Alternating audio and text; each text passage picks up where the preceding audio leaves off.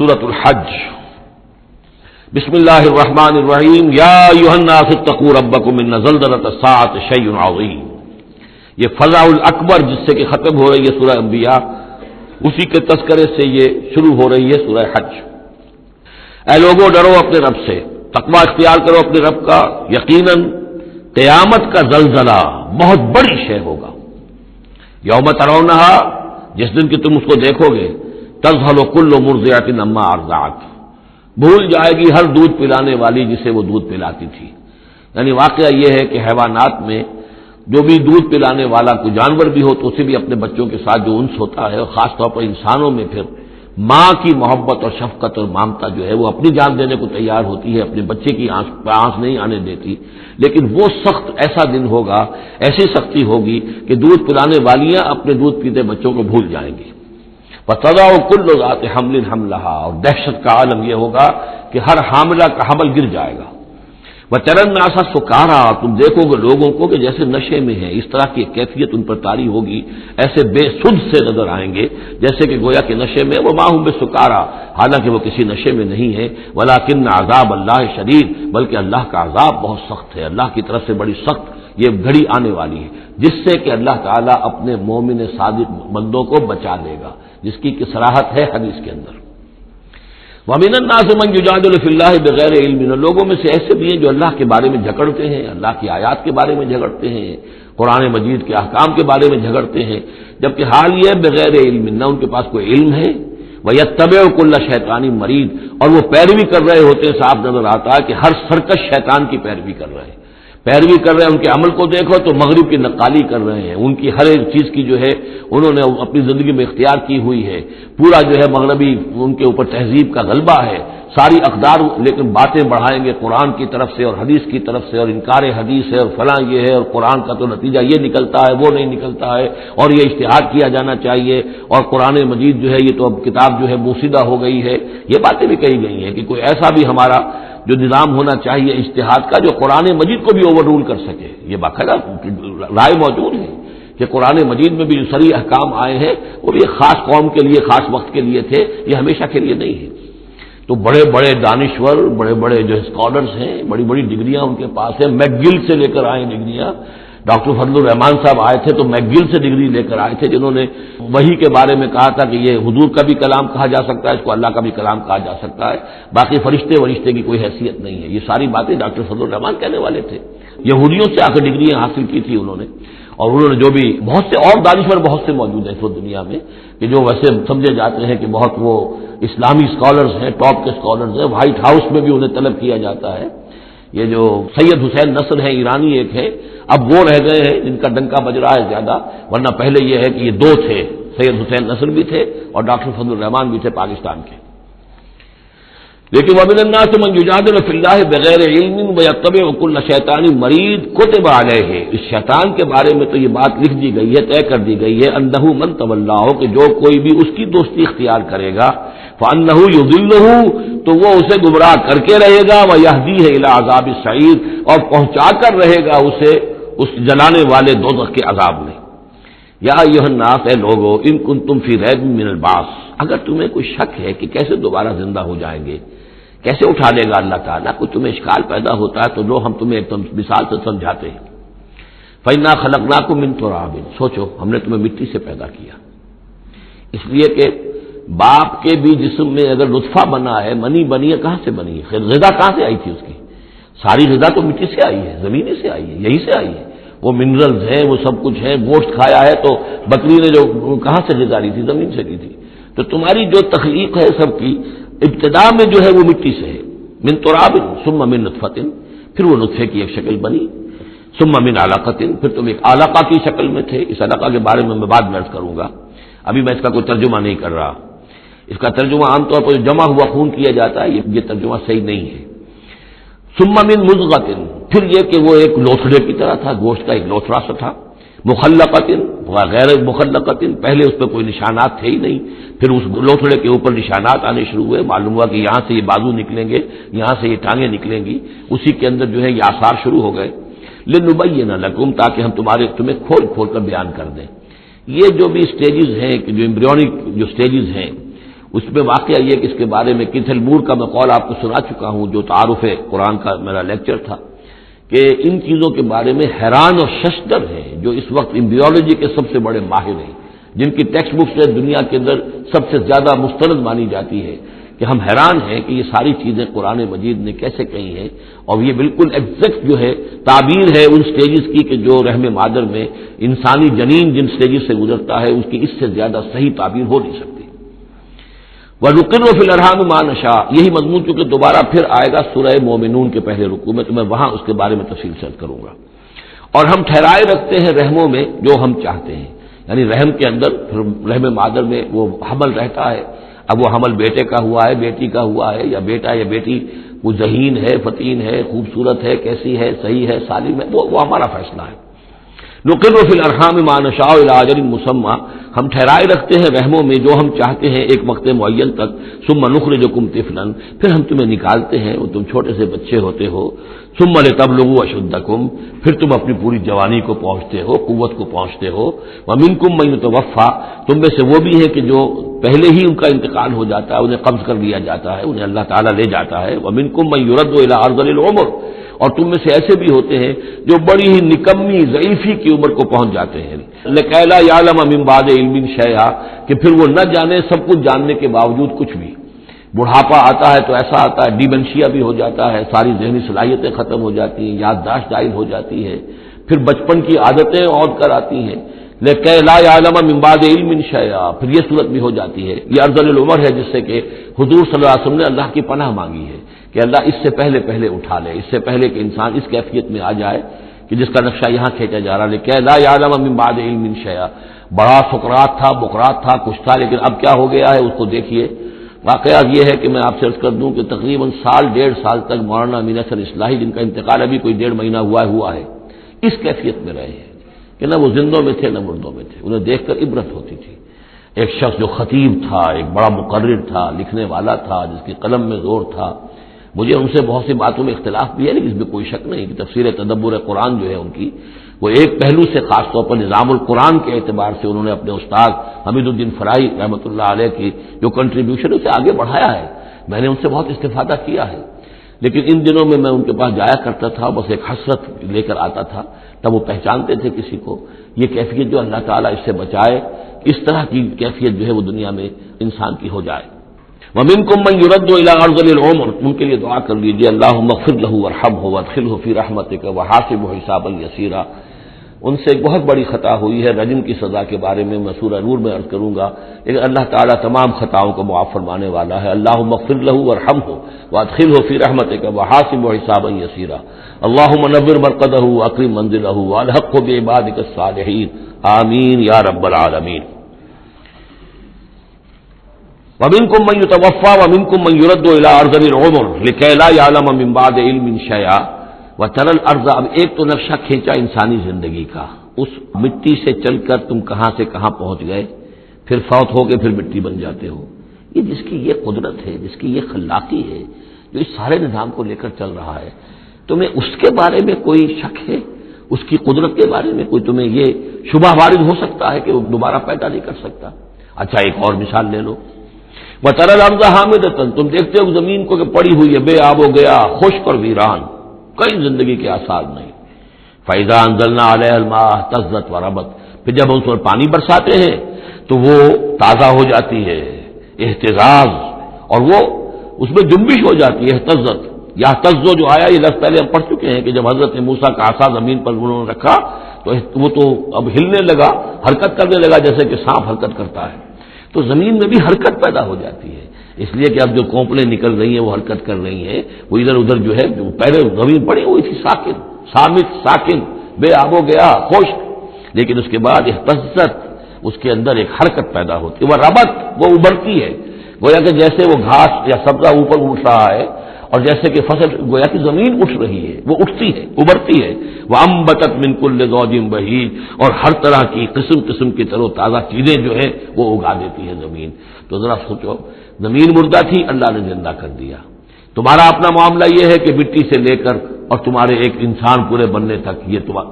پھر کیسے شک کرتے ہو؟ تمہیں اللہ تعالیٰ کی قدرت میں بھی کوئی شک نہیں ہونا چاہیے۔ یہ تمہاری زندگی کا سائیکل چل رہا ہے، اور یہ نباتاتی سائیکل چل رہا ہے ساتھ کے ساتھ، یہ چند مہینے کا ہوتا ہے، یہ تمہارا جو ہے یہ 60 70 80 برس کا ہے، اس کے علاوہ تو کوئی فرق نہیں۔ ذالک بان اللہ هو الحق، یہ اس لیے ہے کہ اللہ تعالیٰ الحق ہے، اس کے حق ہونے میں، برحق ہونے میں کسی شک و شبے کی گنجائش نہیں۔ وانہ یحیی الموتیٰ، اور یہ کہ وہ مردہ کو زندہ کرتا ہے، مردہ کو زندہ کرے گا،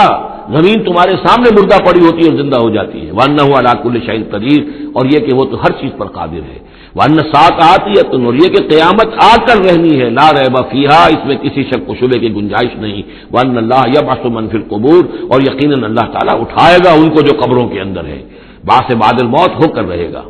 ومن الناس من یجادل فی اللہ بغیر علم ولا ھدی ولا کتاب منیر، اور لوگوں میں سے کچھ ایسے بھی ہیں جو اللہ کے بارے میں، اللہ کی باتوں کے بارے میں، اللہ کی صفات کے بارے میں، ذات خداوندی کے بارے میں جھگڑتے ہیں، بحثیں کرتے ہیں، نزاع کرتے ہیں، نہ ان کے پاس علم ہے، بغیر علم ولا ھدی، نہ کوئی ہدایت ہے، ولا کتاب منیر، نہ کوئی روشن کتاب ہے جس سے وہ رہنمائی لے رہے ہوں۔ ثانی عطفہ، وہ اپنی گردن کروٹ اپنی موڑ کر چل دیتا ہے،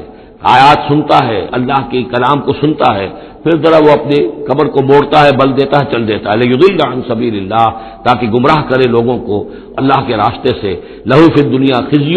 اس کے لیے دنیا کی زندگی میں بھی رسوائی ہے، ونذیقہ یوم القیامت عذاب الحریق، اور قیامت کے دن ہم اسے جلانے والے عذاب کا مزہ چکھائیں گے۔ ذالک بما قدمت یداک، اور یہ سب کچھ ہے تیرے اپنے دونوں ہاتھوں کے کرتوتوں کی وجہ سے، جو بھیجا ہے تیرے دونوں ہاتھوں نے، بما قدمت یداک، وان اللہ لیس بظلام للعبید، اور یقیناً اللہ تعالیٰ تو اپنے بندوں پر ظلم کرنے والا نہیں ہے۔ ومن الناس من يعبد الله على حرف فإن أصابه خير اطمأن به وإن أصابته فتنة انقلب على وجهه خسر الدنيا والآخرة ذلك هو الخسران المبين، لوگوں میں سے کچھ ایسے بھی ہیں جو اللہ تعالیٰ کی بندگی کرتے ہیں کنارے کنارے، بچ بچ کر۔ یہ وہ روگ جس کو کہا گیا فی قلوبہم مرض، جن کے دلوں میں روگ ہوتا ہے۔ ایک وہ لوگ ہوتے ہیں کہ حق کو قبول کیا، پھر ہر کے بعد آباد منجدھار میں پھر وہ چھلانگ لگاتے ہیں، ہر کے بعد آباد ماں کشتی درا بنداختے، ہم نے حق کو قبول کیا، اس کشتی کو ہم نے پانی میں ڈال دیا ہے، اب یہ کشتی تیرے گی تو ہم تیریں گے، یہ ڈوبتی ہے تو ہم ڈوبنے کے لیے تیار ہیں۔ ایک وہ ہے جو چاہتے بھی ہیں حق کے ساتھ چلنا، لیکن کنارے کنارے گہرے پانی میں نہیں جانا چاہتے، خطرات مول نہیں دینا چاہتے، اپنے لیے جان اور مال جو ہے اس کو بچا بچا کر، جو اقبال نے کہا تو بچا بچا کے نہ رکھ اسے تیرا آئینہ ہے وہ آئینہ، کہ شکست ہو تو عزیز تر ہے نگاہ آئینہ ساز میں۔ لیکن یہ کچھ لوگ بچ بچ کر چلنا چاہتے ہیں، کوئی گردن نہ پہنچ جائے، کوئی نقصان نہ ہو جائے، کوئی ہمیں قربانی نہ دینی پڑے۔ ومن الناس من يعبد الله على حرف، کنارے ساتھ، فإن أصابه خير اطمأن به، اگر خیر آئے تو مطمئن رہیں گے، بڑے عمدہ رہیں گے۔ وإن أصابته الفتنة انقلب على وجهه، اور اگر کوئی فتنہ آ گیا، آزمائش آ گئی، کوئی قربانی کا وقت آ گیا، پکار آ گئی، نکلو اللہ کی راہ میں اور لاؤ اللہ کی راہ میں، تو وہ اپنے چہروں کے بل اوندھے گر جاتے ہیں۔ خسرت دنیا والآخرہ، یہ خسارہ ہے، یہ گھاٹا ہے، یہ نقصان ہے دنیا اور آخرت دونوں کا۔ ذالک هو الخسران المبین، اور یہ بہت ہی نمایاں اور واضح تباہی ہے۔ ایک بات عرض کرنی رہ گئی ہے کہ سورہ حج کے بارے میں بعض جگہ آپ نے دیکھا ہوگا لکھا ہوا کہ یہ اس کو مدنی بھی مانا گیا ہے، لیکن یہ واقعہ ہے کہ اس سورہ مبارکہ کے اندر بعض آیات ایسی ہیں کہ جو یا تو مدنی ہیں، اور بعض آیات کے بارے میں مجھے پھر وہ ایک قول مل گیا تھا حبر الامہ حضرت عبداللہ ابن عباس رضی اللہ تعالی عنہما کا، وہ میں بعد میں انشاءاللہ وہ کل ہم پڑھیں گے۔ وہ آیات نازل ہوئی ہیں اثناء سفر ہجرت میں۔ ظاہر بات ہے کہ جب حضور مکے سے نکل آئے ہیں اور جا رہے ہیں تو کتنے دن لگے ہیں، کوئی وہ چند گھنٹے کا، 1 گھنٹے کی فلائٹ تو نہیں تھی کہ جو ہوائی جہاز سے آپ چلے گئے ہوں، آدھے گھنٹے کی فلائٹ ہے کل نہیں، لیکن یہ کوئی وقت لگا۔ اس میں بھی جو آیات نازل ہوئی ہیں، اور اس صورت میں کئی آیات ایسی ہیں کہ جن کی بڑی گہری مشابہت آپ کو مل جائے گی سورہ بقرہ کی آیات کے ساتھ۔ چنانچہ شہادت علی الناس والی آیت بھی اس صورت میں بھی ہے، سورہ بقرہ میں بھی ہے،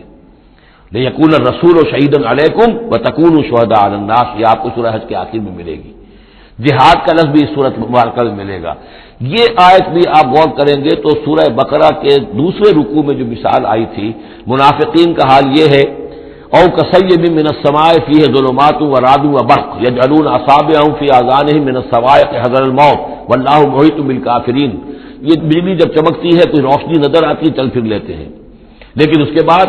پھر جیسے ہی اندھیرا ہوتا ہے کھڑے رہ جاتے ہیں۔ تو بالکل وہی کیفیت ہے کہ جب ذرا حالات صحیح ہوئے، نارمل ہوئے، کوئی خطرہ نہیں، کوئی اندیشہ نہیں، کوئی مطالبہ نہیں، کوئی جنگ کی مہم جو ہے پیش نظر نہیں ہے، تو وہ بڑے چلت پھرت دکھا رہے ہیں، حضور کے پاس آ رہے ہیں، باتیں کر رہے ہیں، وہ ہے کہ وہ بھی اہل ایمان کے ساتھ ہیں. لیکن جب ذرا مشکل وقت آیا اوندھے منہ گر پڑے. وَمِنَ النَّاسِ اللہ تعالی ہمیں اس سے بچائے، اور دین اور ایمان کے ساتھ اور اللہ کے دین کو قائم کرنے کی جد و جہد میں مخلصانہ اور ہمہ وجوہ اپنے آپ کو جھونک دینے کی ہمت عطا فرمائے. وَمِنَ النَّاسِ مَن يَعْبُدُ اللَّهَ عَلَىٰ حَرْفٍ فَإِنْ أَصَابَهُ خَيْرٌ اطْمَأَنَّ بِهِ وَإِنْ أَصَابَتْهُ فِتْنَةٌ انقلب عَلَىٰ وَجْهِهِ خَسِرَ الدُّنْيَا وَالْآخِرَةَ ذَٰلِكَ هُوَ الْخُسْرَانُ الْمُبِينُ. يَدْعُو مِن دُونِ اللَّهِ مَا لَا يَضُرُّهُ وَمَا لَا يَنفَعُهُ، یہ پکارتا ہے اللہ کے سوا ان کو جو نہ اسے کوئی ضرر پہنچا سکتی ہے نہ نفع. ذَٰلِكَ هُوَ الضَّلَالُ الْبَعِيدُ، یہی ہے بہت ہی گمراہی، دور کی گمراہی. يَدْعُو لَمَن ضَرُّهُ أَقْرَبُ مِن نَّفْعِهِ، وہ پکارتا ہے اس کو کہ جس کا ضرر جو ہے وہ اس کے نفع سے قریب تر ہے. اللہ کے سوا کسی کو پکارو گے تو نفع تو کوئی ہے نہیں، لیکن ضرر تو پہنچ گیا.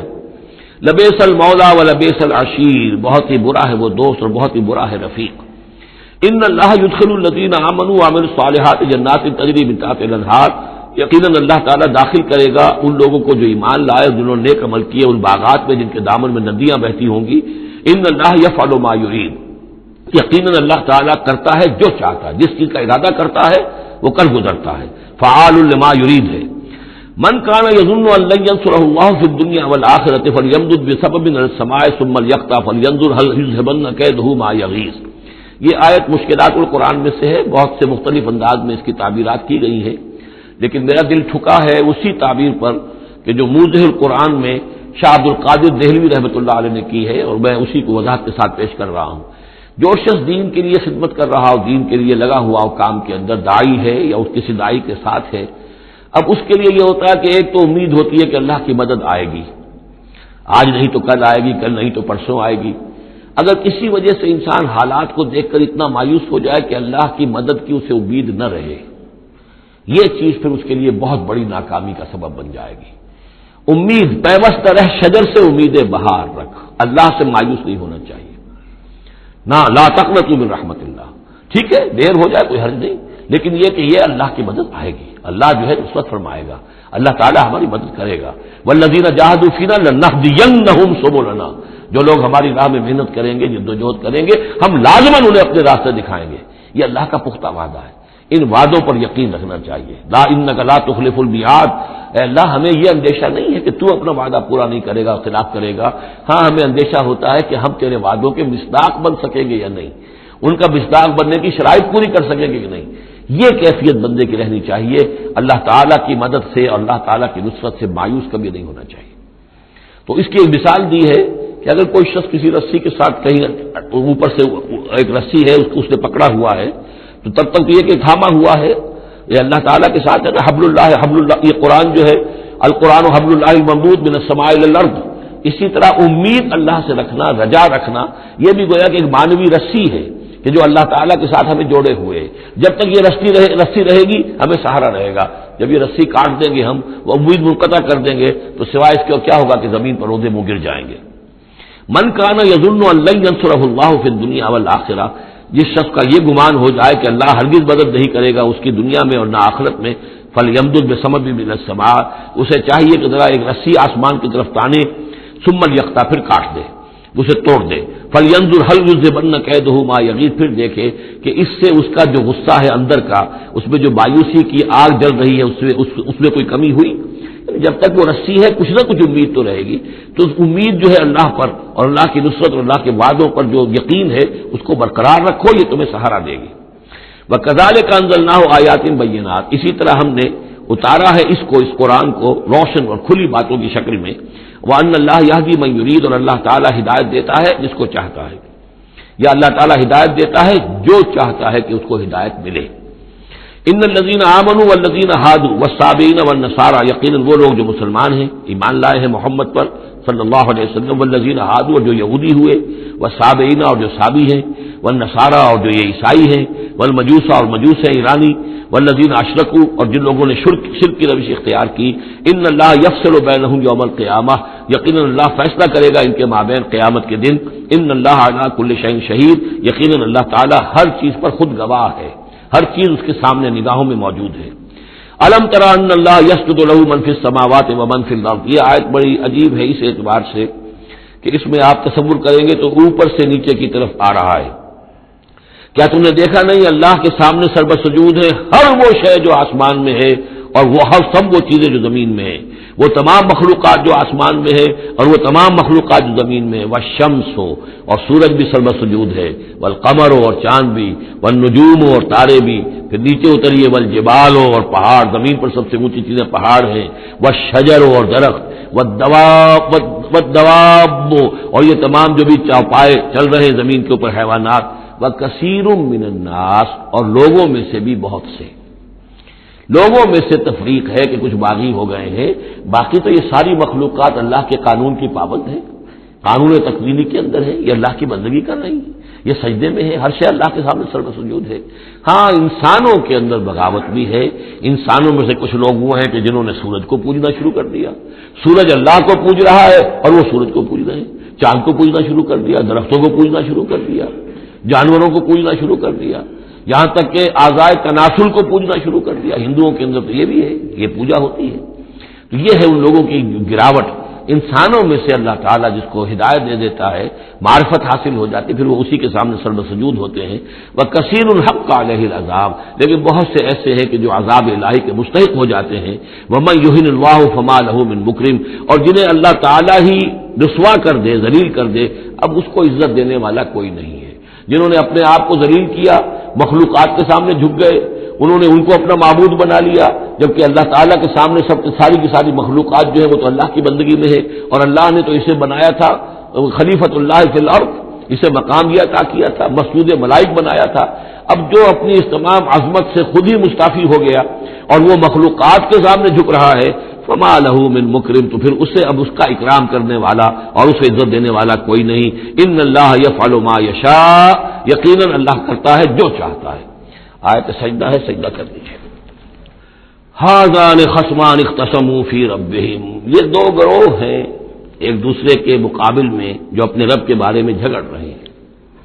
ایک وہ ہے جو ایمان لے آئے ہیں۔ اب جیسا کہ میں نے عرض کیا یہ صورت ہے مکی، لیکن اس میں کچھ آیات شامل ہیں، یہ بھی ہو سکتا ہے کہ مدنی ہو، یہ بھی ہو سکتا ہے کہ اثناء سفر ہجرت میں نازل ہوئی، لیکن بحیثیت مجموعی یہ ہے تقریباً آخری دور کی، آخری زمانے کی صورت، اسی لیے سورہ بقرہ سے اس کی مشابہت ہے بعض پہلوؤں سے۔ ھذان خصمان اب ظاہر بات ہے مکے میں دو گروہ بالکل نمایاں ہو چکے تھے، ایک وہ جو حضور پر ایمان لائے اور ایک وہ کہ جو اڑے ہوئے ہیں۔ اختصموا فی ربہم یہ اپنے رب کے بارے میں جھگڑ پڑے ہیں۔ فالذین کفروا تو جو اللہ سے کفر کر رہے ہیں، انکار کر رہے ہیں، قطعت لہم ثیاب من نار ان کے کپڑے کاٹے جائیں گے، بنائے جائیں گے، جیسے درزی جو ہے پہلے وہ کترتا بیوتتا ہے پھر سیتا ہے، تو ان کے لیے جو بنائے جائیں گے کپڑے وہ آگ کے ہوں گے۔ قطعت لہم ثیاب من نار بیوتے جائیں گے، قطع کیے جائیں گے ان کے لیے کپڑے آگ کے۔ یصب من فوق رؤوسہم الحمیم ان کے سروں کے اوپر کھولتے ہوئے پانی کے تریڑے دیے جائیں گے۔ یسحر بہ ما فی بطونہم والجلود جس سے کہ ان کی کھالیں بھی جھلس جائیں گی اور جو کچھ ان کے پیٹوں کے اندر ہوگا وہ بھی جھلس جائے گا۔ وَلَهُم مَّقَامِعُ مِنْ حَدِيدٍ اور پھر ان کے لیے لوہے کے وہ ہتھوڑے ہوں گے کہ جو ان کے سروں پر پڑیں گے۔ كُلَّمَا أَرَادُوا أَن يَخْرُجُوا مِنْهَا جب بھی وہ چاہیں گے کہ وہاں سے نکل جائیں، من غم کے مارے، اعیدوا فیہا انہیں پکڑ کر دوبارہ پھر اسی میں ڈال دیا جائے گا۔ وذوقوا عذاب الحریق اور چکھو مزہ اس جلانے والے عذاب کا۔ تم نے اللہ کا انکار کیا، تم نے محمد کی نفی کی، تم نے ان کو ماننے سے انکار کیا۔ اس کے برعکس ان اللہ یدخل الذین آمنوا وعملوا الصالحات یقیناً اللہ داخل کرے گا ان لوگوں کو جو ایمان لائے جنہوں نے نیک عمل کیے، جنات تجری من تحتها الانہار ان باغات میں جن کے نیچے ندیاں بہتی ہوں گی، یحلون فیہا من اساور من ذهب ولؤلؤا پہنائے جائیں گے انہیں کنگن سونے کے اور موتی، ولباسہم فیہا حریر اور ان کی پوشاک جو ہوگی وہاں پر ریشم کی ہوگی۔ دنیا میں ریشم مردوں پر حرام ہے، وہاں ریشم جو ہے اسی کا لباس ہوگا، باریک ریشم کے اوپر کا لباس اور گاڑھے ریشم کا جو ہے نیچے کا لباس ہوگا۔ وَهُدُوا إِلَى الطَّيِّبِ مِنَ الْقَوْلِ اور ان کو تو رہنمائی کر دی گئی ہے بہترین بات کی طرف۔ بہترین بات کیا ہے؟ کلمہ طیبہ لا الہ الا اللہ محمد رسول اللہ، یا سبحان اللہ والحمد للہ ولا الہ الا اللہ واللہ اکبر ولا حول ولا قوۃ الا باللہ ودعوا الی الطیب من القول، انہیں ہدایت دے دی گئی ہے من القول، اچھی بات بہترین کلمہ طیبہ کی، وہدعوا الی صراط الحمید، اور ان کو تو ہدایت دے دی گئی ہے سیدھی اور اللہ کی تعریفوں والے کے راستے کی طرف، کہ وہ سیدھے اس راستے پہ بڑھتے ہوئے اللہ تعالیٰ کی رحمت میں فراح و ریحان و جنت النعیم کے اندر پہنچ جائیں گے۔ ان الذین کفروا یصدون عن سبیل اللہ، یقیناً وہ لوگ جنہوں نے کفر کیا اور جو روک رہے ہیں لوگوں کو اللہ کے راستے سے، والمسجد الحرام ہے، اور مسجد حرام سے روک رہے ہیں۔ اب مسلمان یہاں سے جانے پر مجبور ہیں، اس کے جوار بیت اللہ میں رہتے تھے، یہاں سے چھوڑ کر جانے پہ مجبور ہیں، بعد میں کتنے عرصے تک نہ وہ عمرہ کر سکے نہ حج کر سکے، تو جو ان کو مسجد حرام سے روک رہے ہیں، الذی جعلناہ للناس سواء العاکف فیہ والباد، اس گھر کو جو ابراہیم نے بنایا تھا، جس کو ہم نے تمام انسانوں کے لیے مساوی قرار دیا ہے، برابر ہے یہاں پر، چاہے یہاں کے رہنے والے مقیم ہوں اور چاہے باہر سے آئیں۔ یہ اصطلاحات ہیں آفاقی اور مقیم۔ وہاں بیت اللہ میں حرم میں کوئی فرق نہیں کیا جا سکتا حقوق میں۔ اب بھی میں سمجھتا ہوں کہ وہاں اس میں کوئی حرج شک نہیں ہے کہ حرم کے اندر کوئی فرق نہیں ہے، کوئی شخص باہر کا آ کر پہلی صف میں بیٹھ جائے، کوئی اسے زبردستی نہیں اٹھا سکے گا۔ یہ دوسری بات ہے کہ وہاں پہ شرطے وغیرہ جو ہیں ان کو رشوتیں دے کر لوگوں نے کو اپنی سیٹیں ریزرو کرا لی ہوتی ہیں، یا کبھی کوئی جو وی آئی پی آنے والے ہوتے ہیں ان کے لیے وہ خالی کرتے ہیں، لیکن عام طور پر یہی ہے، آپ جس جگہ جا کر بیٹھ جائیں، کوئی یہ نہیں کہہ سکتا کہ میں یہاں کا رہنے والا ہوں، مکی ہوں، میں بیٹھوں گا، تم یہاں سے اٹھو، سواء العاکف فیہ والباد، برابر ہے وہاں کے رہنے والے مقیم بھی اور وہ لوگ بھی کہ جو باہر سے آتے ہیں، آفاقی ہیں۔ وَمَن يُرِدْ فِيهِ بِإِلْحَادٍ بِظُلْمٍ، اور جو کوئی بھی اس میں بیت اللہ میں کوئی الحاد کی کوشش کرے گا، اللہ تعالیٰ کے سیدھے راستے سے ہٹانے کی لوگوں کو، اور اس میں کجی پیدا کرنے کی کوشش کرے گا شرارت نفس کی بنا پر، نُذِقْهُ مِنْ عَذَابٍ أَلِيمٍ، اس سے ہم مزہ چکھائیں گے دردناک عذاب کا۔ وَإِذْ بَوَّأْنَا، یہ دو رکوع ہے ابھی سورہ مبارکہ کے، حج کے مناسک کا کچھ ذکر ہے یہاں پر، خاص طور پر قربانی کا خاص طور پر ذکر ہے۔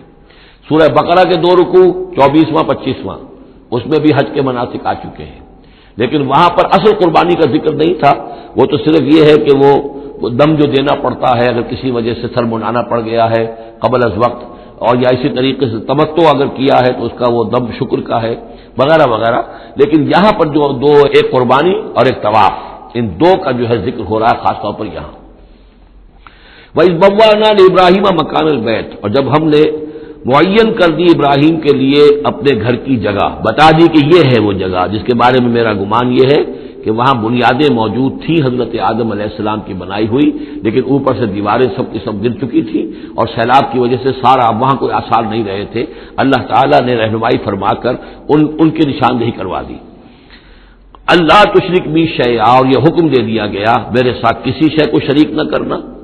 وطہر بیتیا، اور میرے اس گھر کو پاک رکھنا، للطائفین، طواف کرنے والوں کے لیے، والقائمین، اور قیام کرنے والوں کے لیے، کھڑے ہو کر نمازیں پڑھنے والوں کے لیے، والرکع السجود، اور رکوع کرنے والوں کے لیے اور سجود کرنے والوں کے لیے۔ یہ گویا کہ جیسے وہاں آیا تھا وَعَهِدْنَا إِلَىٰ إِبْرَاهِيمَ وَإِسْمَاعِيلَ أَن طَهِّرَا بَيْتِيَ لِلطَّائِفِينَ وَالْعَاكِفِينَ وَالرُّكَّعِ السُّجُودِ، تقریباً وہی آیت یہاں پر آئی ہے، صرف یہ کہ عاکف کی بجائے یہاں قائمین کا لفظ آیا ہے۔ وَأَذِّن فِي النَّاسِ بِالْحَجِّ، اور اے ابراہیم اب پکارو لوگوں کو، اذان دو، پکارو حج کے لیے۔ اب کیسے پکارا ہوگا، کیسے آپ نے یہ پیغام پہنچایا ہوگا، کہاں سے اللہ تعالیٰ نے ان کی آواز کو، ان کی پکار کو کہاں کہاں پہنچایا ہوگا، یہ اللہ تعالیٰ کا معاملہ ہے۔ یا تو کا رجالن، پکاریے لوگوں کو، حج کی دعوت دیجیے، آئیں گے وہ آپ کے پاس پیدل چل کر بھی، وعلی کل ضامر، اور بڑی لاغر اونٹنیوں پر بھی، یعنی دور دراز سے آئیں گے تو سفر کی وجہ سے اونٹنیاں لاغر ہو چکی ہوں گی۔ یاتین من کل فج عمیق، جو یہاں پر پہنچیں گی وہ اونٹنیاں اور لوگ آئیں گے بڑی دور دراز کی راہوں سے، دور دراز کی، یہ فج کہتے ہیں پہاڑوں کے درمیان کے راستے کو، چونکہ یہ سارا پہاڑی علاقہ ہے تو نہ معلوم کہاں کہاں سے گہری وادیوں میں سے ہو کر لوگ جو ہے پہنچتے ہیں۔ لیشہدوا منافع لہم، تاکہ یہ آئیں حاضر ہوں ان جگہوں پر کہ جو ان کے لیے منفعت کی جگہیں ہیں۔ وَيَذْكُرُوا اسْمَ اللَّهِ فِي أَيَّامٍ مَّعْلُومَاتٍ، اور اللہ کا نام لے معین دنوں کے اندر، یعنی قربانیاں دیں معین دنوں میں، 10 ذی الحجہ کی قربانی کا دن ہے، اس کے بعد جو ہے 11ویں کو بھی ہو سکتی ہے، 12ویں کو بھی ہو سکتی ہے، یا ایام معلومات ہیں، علی ما رزقہم من بہیمۃ الانعام، تو اللہ کا نام لیں ذبح کرتے ہوئے، اللہ کا نام لیں ان پر کہ جو ہم نے انہیں یہ چوپائے عطا کیے ہیں، مویشی دیے ہیں، فکلوا منہا، تو ان کو ذبح کر کے ان کی قربانی دے کر اس میں سے خود بھی کھاؤ، وَأَطْعِمُوا الْبَائِسَ الْفَقِيرَ، اور جو برے حال میں ہو، فقیر محتاج جو بہت ہی خستہ حال ہے، اس کو بھی کھلاؤ، ثُمَّ لْيَقْضُوا تَفَثَّهُمْ، پھر یہ کرنے کے بعد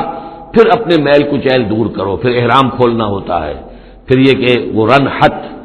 رمی ہوتی ہے، نہر ہوتا ہے، حلق ہوتا ہے، اور پھر طواف، چار یہ الفاظ جو ہیں یہ 10ویں تاریخ کے ہیں، چار افعال، رمی اور نہر، پھر جا کر قربانی دینا،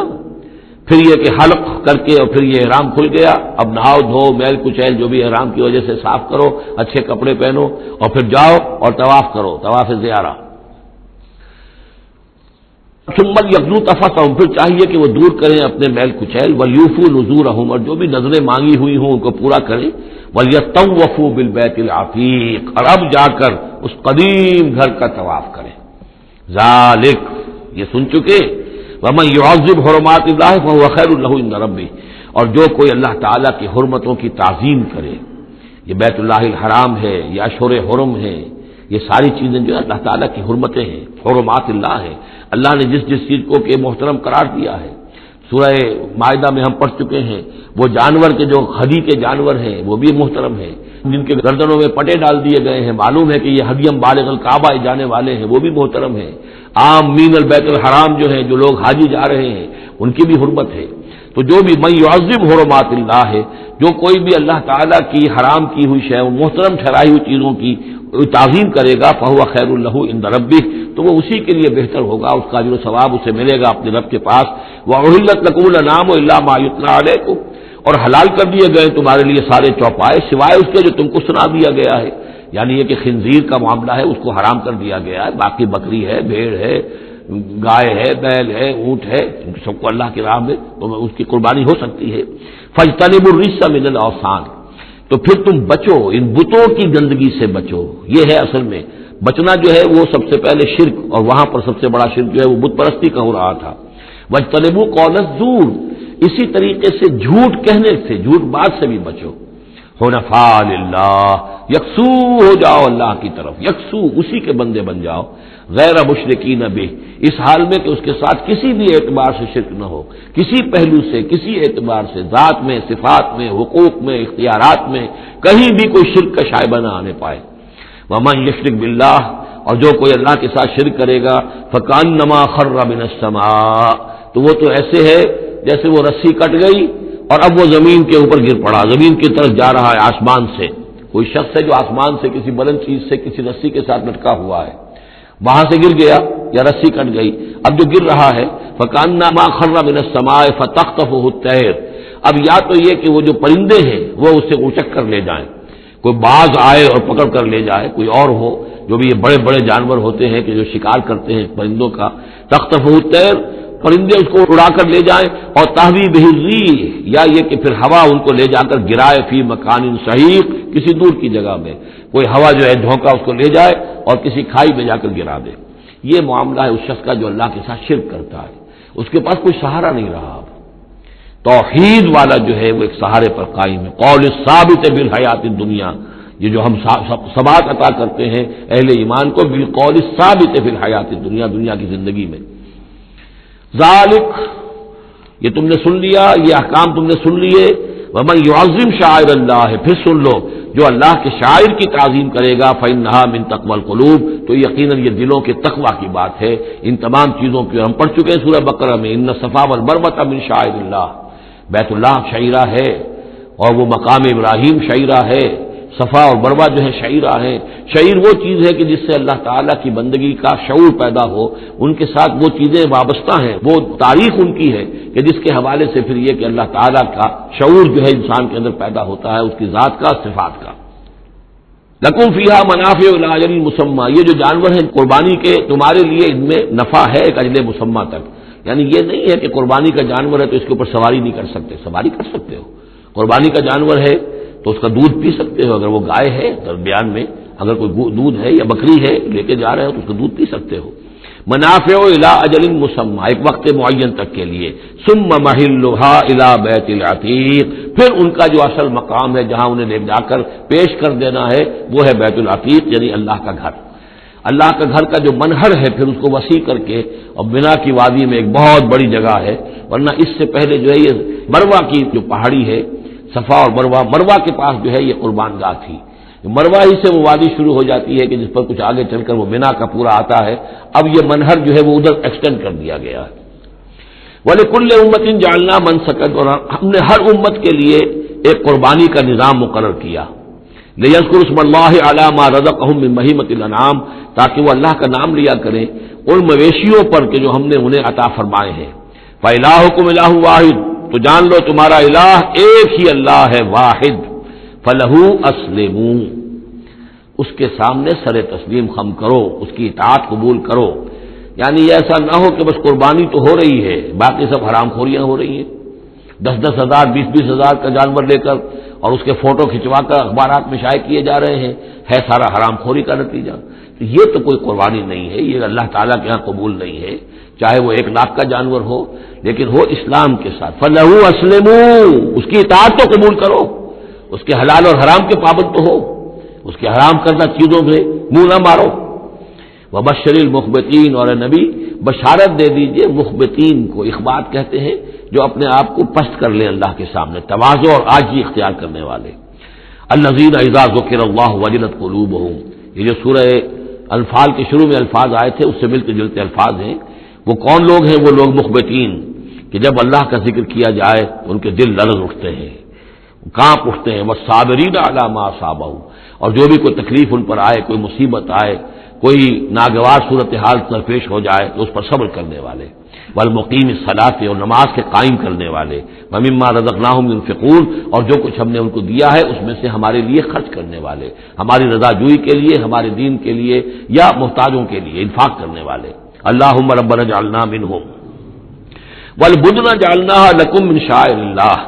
اور یہ جو قربانی کے جانور خاص طور پر اونٹ ہیں،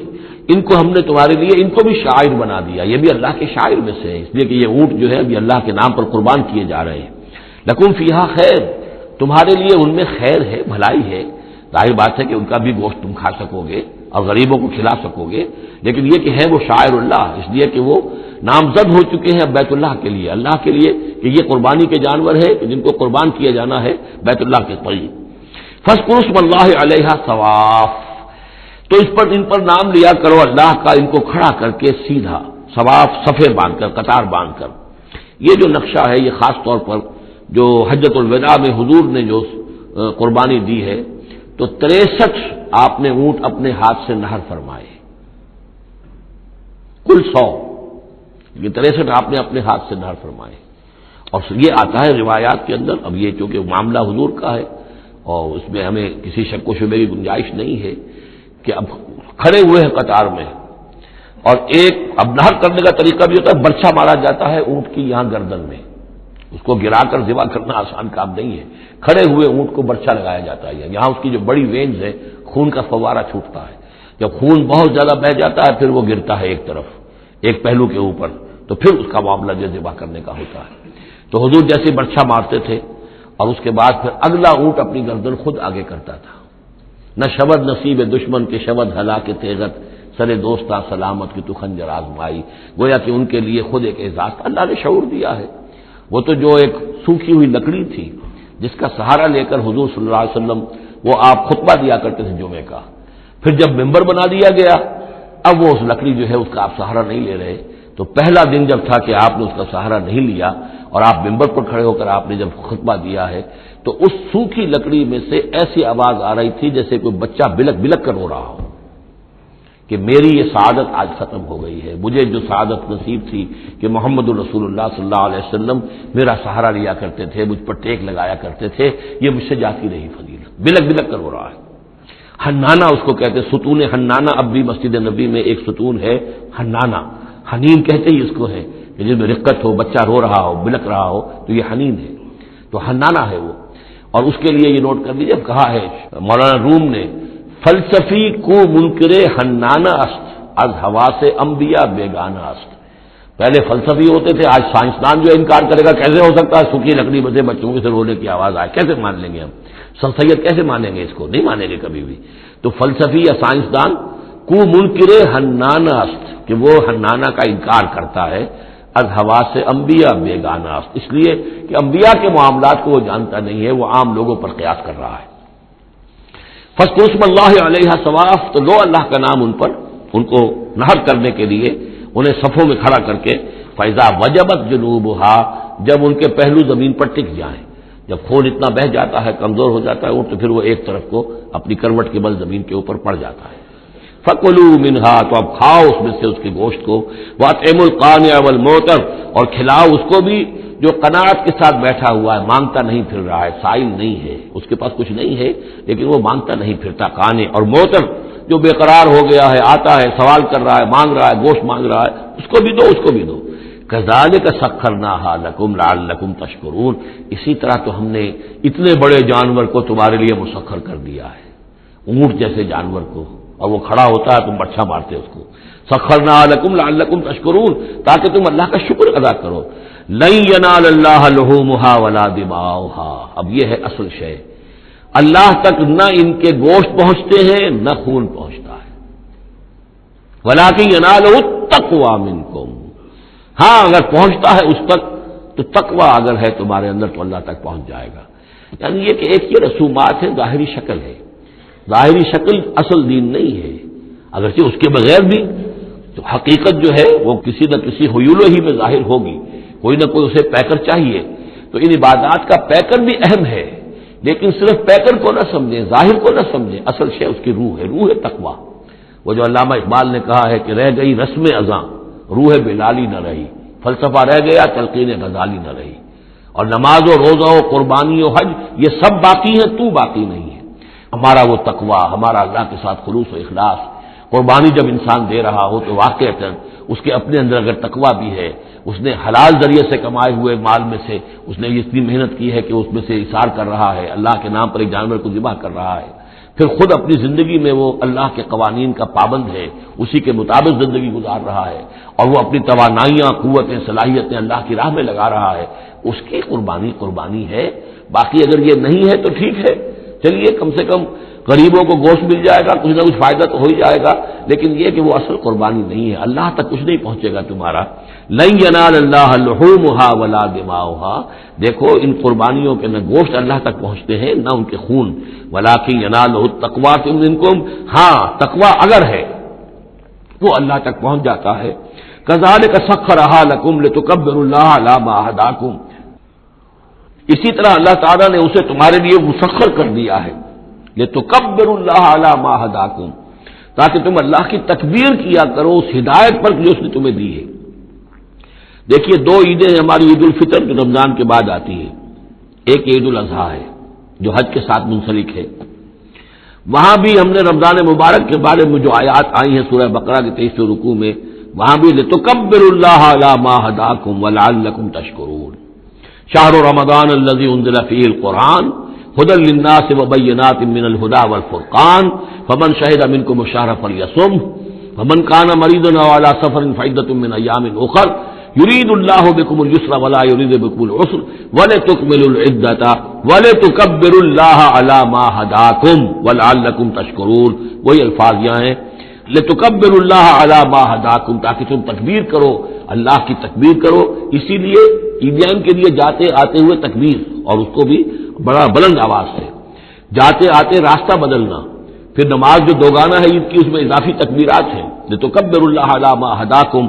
ولعلکم تشکرون پر تو وہ آیت ختم ہوئی ہے، وبشر المحسنین، اور اے نبی ان لوگوں کو آپ بشارت دے دیجئے جو اسلام اور ایمان اور تقوی کی منزلیں طے کرتے ہوئے درجہ احسان تک پہنچنے کی کوشش کرتے ہیں اور پہنچ جاتے ہیں۔ ان اللہ یدافع عن الذین آمنوا ان اللہ لا يحب كل خوان کفور اذن للذین یقاتلون بانہم ظلموا وان اللہ علی نصرهم لقدیر الذین اخرجوا من دیارهم بغیر حق الا ان یقولوا ربنا اللہ ولولا دفع الله الناس بعضهم ببعض لهدمت صوامع وبيع وصلوات ومساجد يذكر فيها اسم الله كثيرا وَلَيَنْصُرَنَّ اللَّهُ مَن يَنْصُرُهُ إِنَّ اللَّهَ لَقَوِيٌّ عَزِيزٌ الَّذِينَ إِن مَّكَّنَّاهُمْ فِي الْأَرْضِ أَقَامُوا الصَّلَاةَ وَآتَوُا الزَّكَاةَ وَأَمَرُوا بِالْمَعْرُوفِ وَنَهَوْا عَنِ الْمُنكَرِ وَلِلَّهِ عَاقِبَةُ الْأُمُورِ صدق الله العظيم رب اشرح لي صدري ويسر لي أمري واحلل عقدة من لساني يفقهوا قولي اللهم ربنا ألهمنا رشدنا وأعذنا من شرور أنفسنا اللهم أرنا الحق حقا وارزقنا اتباعه وأرنا الباطل باطلا وارزقنا اجتنابه اللهم وفقنا لما تحب وترضى اللهم ربنا آنس وحشتنا في قبورنا وارحمنا بالقرآن العظيم اللهم اجعله لنا إماما ونورا وهدى ورحمة اللهم ذكرنا منه ما نسينا وعلمنا منه ما جهلنا وارزقنا تلاوته آناء الليل وآناء النهار واجعله لنا حجة يا رب العالمين آمین۔ یہ بات میں عرض کر چکا ہوں کہ سورہ حج کے بعض مضامین بہت مشابہ ہیں سورہ بقرہ سے۔ اس سورہ مبارکہ کے بارے میں بعض حضرات کی رائے یہ ہے کہ یہ مدنی ہے، لیکن صحیح بات یہی ہے کہ یہ مکی صورت ہے، البتہ اس میں کچھ آیات ایسی ہیں کہ جو مدنی بھی ان کو قرار دیا جا سکتا ہے، اور ایک روایت جو حضرت عبداللہ ابن عباس رضی اللہ تعالی عنہما کی مجھے مل گئی ہے وہ یہ ہے کہ وہ اثناء سفر ہجرت میں نازل ہوئی، اور اس وقت ہمیں اب انہی آیات کا مطالعہ کرنا ہے۔ یہ آیات یوں سمجھیے کہ نبی اکرم صلی اللہ علیہ وسلم کی وہ جد و جہد اور آپ کی دعوت اور تحریک جو ہے اس میں ایک بڑے ٹرننگ پوائنٹ کو ریپرزینٹ کر رہی ہے۔ یہ ایک بڑا فیصلہ کن موڑ ہے آپ کی جد و جہد میں۔ یہ مشابہت ذہن میں رکھیے کہ سورہ بقرہ میں بھی جہاں 23ویں رکوع میں تقریباً وسط ہے سورہ بقرہ کا، جس طرح یہ وسط ہے سورہ حج کا، وہاں بھی 23ویں رکوع میں رمضان مبارک اور روزے کی حکمتیں اور اس کے احکام کا بیان ہوا۔ 24ویں رکوع سے قتال فی سبیل اللہ اور اس کے ساتھ ہی حج کے دو جو رکوع ہیں مناسک حج پر مشتمل ہے۔ یہاں پر بھی آپ دیکھیے کہ مناسک حج پر دو رکوع مشتمل تھے اور اس کے فوراً بعد قتال کی بات ہو رہی ہے۔ بڑا گہرا ربط ہے ان دونوں کے اندر، اس لیے کہ قتال فی سبیل اللہ کا جو سب سے پہلا ہدف تھا وہ یہی تھا کہ توحید کا مرکز کعبۃ اللہ جو اصل میں خدا واحد کی عبادت کے لیے بنایا گیا تھا، اس وقت وہ مشرکین کے تسلط میں ہے اور انہوں نے اسے شرک کا اڈا بنایا ہوا ہے۔ تو گویا کہ اب پہلا جو فرض منصبی ہے امت مسلمہ کا وہ یہ ہے کہ اس مرکز توحید کو مشرکین کے تسلط سے واگزار کرا کے اسے واقعتاً توحید ہی کا مرکز بنا دیا جائے۔ اس اعتبار سے ظاہر بات ہے کہ جنگ ناگزیر ہے۔ یہ صرف باز سے ہونے والا کام تو نہیں تھا، اس کے لیے تو ظاہر بات ہے کہ طاقت کا استعمال ناگزیر تھا۔ اسی لیے مناسک حج کے ذکر کی فوراً بعد اب یہ تذکرہ ہو رہا ہے۔ یہ آیات میرے خیال میں اثناء سفر ہجرت میں نازل ہوئی۔ فرمایا ان اللہ یدافع عن الذین آمنوا، اللہ تعالی مدافعت کرے گا اہل ایمان کی طرف سے، یعنی اب جو نیا دور شروع ہو رہا ہے جس میں کہ عام کانفلکٹ ہوگا، مسلح تصادم ہوگا، تو مسلمان اور اہل ایمان اپنے آپ کو اکیلا نہ سمجھے، بلکہ ان کی پشت پر اللہ ہے، ان کی طرف سے دفاع کرنے کے لیے اللہ تعالیٰ جو ہے وہ ان کی نصرت فرمائے گا۔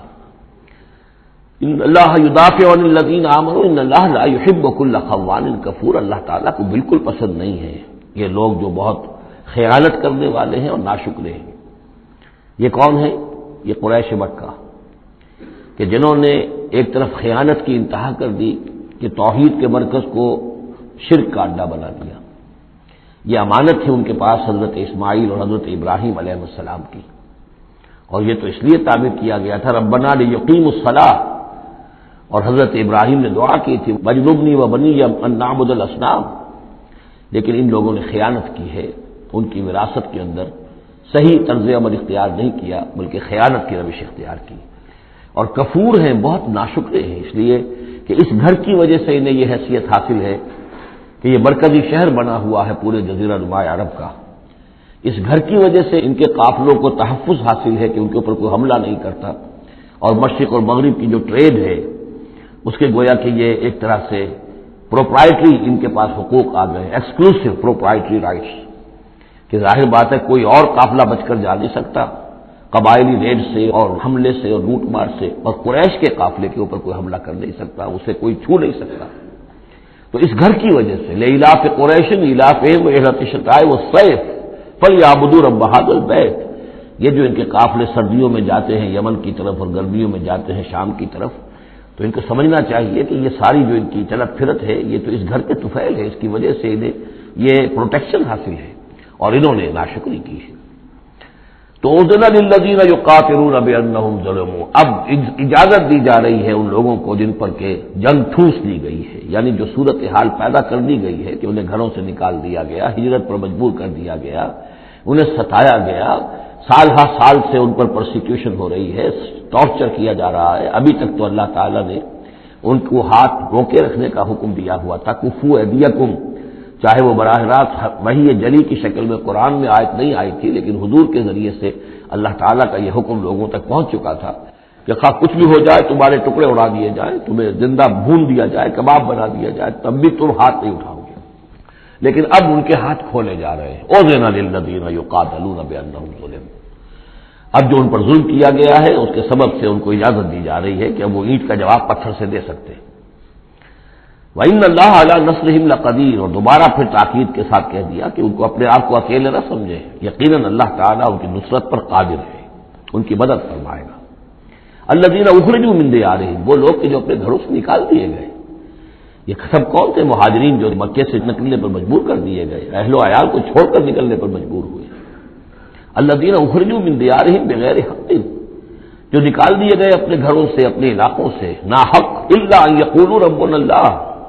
صرف اس جرم کی پاداش میں کہ انہوں نے کہا ہمارا رب اللہ ہے، ہم صرف ایک اللہ کو مانتے ہیں اور دوسرے آلہہ کو، دوسرے معبودوں کو، دوسرے دیویاں اور دیوتاؤں جو تمہارے من گھڑت ہے، ہم ان کو تسلیم کرنے کو تیار نہیں۔ وَلَوْلَا دَفْعُ اللَّهِ النَّاسَ بَعْضَهُم بِبَعْضٍ، اور اگر اللہ تعالی بعض لوگوں کو بعض کے ذریعے سے دور نہ کرتا رہتا، یعنی زمین میں یہ مضمون آ چکا ہے، سورہ بقرہ کی آیت نمبر 251 میں بھی یہی مضمون آیا تھا، جب طالوت اور جالوت کی جنگ ہوئی تھی اس کے بعد یہ بات آئی تھی کہ اللہ تعالیٰ وقتاً فوقتاً زمین کی صفائی کرتا رہتا ہے، کہ جو بڑے فاسد قسم کے لوگ ہوتے ہیں اور مفسد قسم کے لوگ ہوتے ہیں، فاسد کلچر ہوتا ہے، فاسد ثقافت ہو جاتی ہے، تو پھر کوئی نہ کوئی ایسی شکل ہوتی ہے کہ اللہ تعالیٰ ان کو ختم کر کے، ان کا استیصال کر کے، ان لوگوں کو کچھ لوگوں کے ذریعے سے دنیا سے نیست و نابود کر دیتا ہے۔ اگر ایسا نہ ہوتا رہتا، وہاں یہ الفاظ آئے تھے، اگر ایسا نہ ہوتا رہتا تو لفسدت الارض، زمین میں تو فساد ہی فساد ہوتا پھر۔ یہاں فرمایا وَلَوْلَا دَفْعُ اللَّهِ النَّاسَ بَعْضَهُم بِبَعْضٍ لَهُدِّمَتْ صَوَامِعُ وَبِيَعٌ وَصَلَوَاتٌ وَمَسَاجِدُ يُذْكَرُ فِيهَا اسْمُ اللَّهِ كَثِيرًا، تو ڈھا دیے جاتے سارے خانقاہیں اور تکیے اور سارے گرجے اور کنیسے اور ساری سینیگوگز، سلوتا یہ عربی زبان کا لفظ ہے، صلاۃ ہی سے ہے یہ عربی، اور جیسا کہ میں نے عرض کیا ہے بارہا، عبرانی اور عربی زبان جو ہے یہ عبرانی زبان کا لفظ ہے سلوتا، اور عربی اور عبرانی جو ہے یا تو سگی بہنیں ہیں، کسی ایک ہی زبان کی یہ دونوں نکلی ہوئی شاخیں ہیں، اور یا یہ کہ عبرانی ماں ہے اور عربی اس کی بیٹی ہے، یہ ان کے درمیان رشتہ ہے۔ صلاۃ کا لفظ جو عربی میں آیا ہے اور قرآن مجید میں صلوتا یہ وہاں پر بھی موجود تھا۔ ہمارے ہاں سلام ہے، ان کا شوام ہے، تو فرق اتنا ہی ہے، وہ شین کے ساتھ اور وہ بڑا اس کو گول کر کے شوام کہتے ہیں، باقی ہمارے یہاں سلام ہے، فرق اور خاص نہیں ہے۔ ان کا جو یوم کپور ہے وہ یوم کفارہ ہے، یوم یوں کا توں یوں یوم کی طرح ہے، کپور پے اور فے، جیسا کہ میں نے آپ کو بتایا تھا ذوالکفل میں پے فے کی جگہ ہو جاتی ہے، تو یوم کپور ہے ان کے ہاں، یوم کفارہ۔ تو یہ تقریباً تمام جو اصطلاحات ہیں وہ بہت ایک دوسرے کے قریب ہیں۔ تو اگر ایسا نہ ہوتا کہ اللہ تعالیٰ کچھ لوگوں کو کچھ لوگوں کے ذریعے سے اس دنیا سے نیست و نابود کرتا رہتا، تو پھر تو یہ کہ کوئی عبادت گاہیں دنیا میں قائم ہی نہ رہتی۔ ظاہر بات ہے اپنے اپنے وقت میں یہ تمام عبادت گاہیں خدا واحد کی عبادت کے لیے بنائی گئی تھی، وہ مساجد اور مسجدیں یذکر فیہا اسم اللہ کثیرا، جن میں کہ اللہ تعالیٰ کا نام کثرت سے لیا جائے۔ وَلَيَنصُرَنَّ اللَّهُ مَن يَنصُرُهُ، یہ بہت اہم ہے یہ آیت کا ٹکڑا یہ ہر شخص کو یاد کر لینا چاہیے، لازماً اللہ مدد کرے گا ان کی جو اس کی مدد کرتے ہیں۔ اس میں زیادہ زور ہے وَلَيَنصُرَنَّ اللَّهُ، عربی زبان میں اس سے زیادہ تاکید کا اسلوب نہیں ہے۔ فعل مضارع سے پہلے لام زبر کے ساتھ، لام مفتوح، اور آخر میں نون مشدد تشدید کے ساتھ۔ افعلو، یہ میں کروں گا، لا فعلن، میں لازماً کروں گا، یہ جو انداز ہے اس میں کوئی شک نہیں۔ وَلَيَنصُرَنَّ اللَّهُ مَن يَنصُرُهُ، لیکن دوسری بات یہ آئی کہ ظاہر بات ہے کہ یک طرفہ معاملہ نہیں ہے، تم اللہ کی مدد کرو گے تو اللہ تمہاری مدد کرے گا۔ تم اللہ کے باغیوں کے ساتھ دوستیوں کی پیریں بڑھاؤ، اللہ کے دشمنوں کے ساتھ تمہاری جو ہے وفاداریاں ہوں، اور تم چاہو کہ اللہ تمہاری مدد کرے، یہ تو انہونی بات ہے۔ جیسے سورہ بقرہ میں ہم نے دیکھا تھا فاذکرونی اذکرکم، تم مجھے یاد رکھو میں تمہیں یاد رکھوں گا۔ اسی طرح وَلَيَنصُرَنَّ اللَّهُ مَن يَنصُرُهُ، لازماً اللہ مدد کرے گا ان کی۔ اسی سورہ مبارکہ میں ہم دیکھ چکے ہیں کہ اس کا یقین ہونا چاہیے بندہ مومن کو، اور یہ یقین اس کا بہت بڑا سہارا بنتا ہے، اس کے صبر کا اور ثبات کا اور استقامت کا۔ ورنہ یہ کہ اگر اس یقین، اس اللہ کی مدد کی امید کی رسی کو وہ کاٹ دے تو پھر اس کے لیے کوئی سہارا نہیں رہے گا۔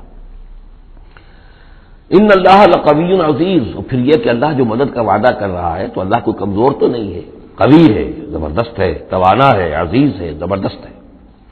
الذین ان مکناہم فی الارض، وہ لوگ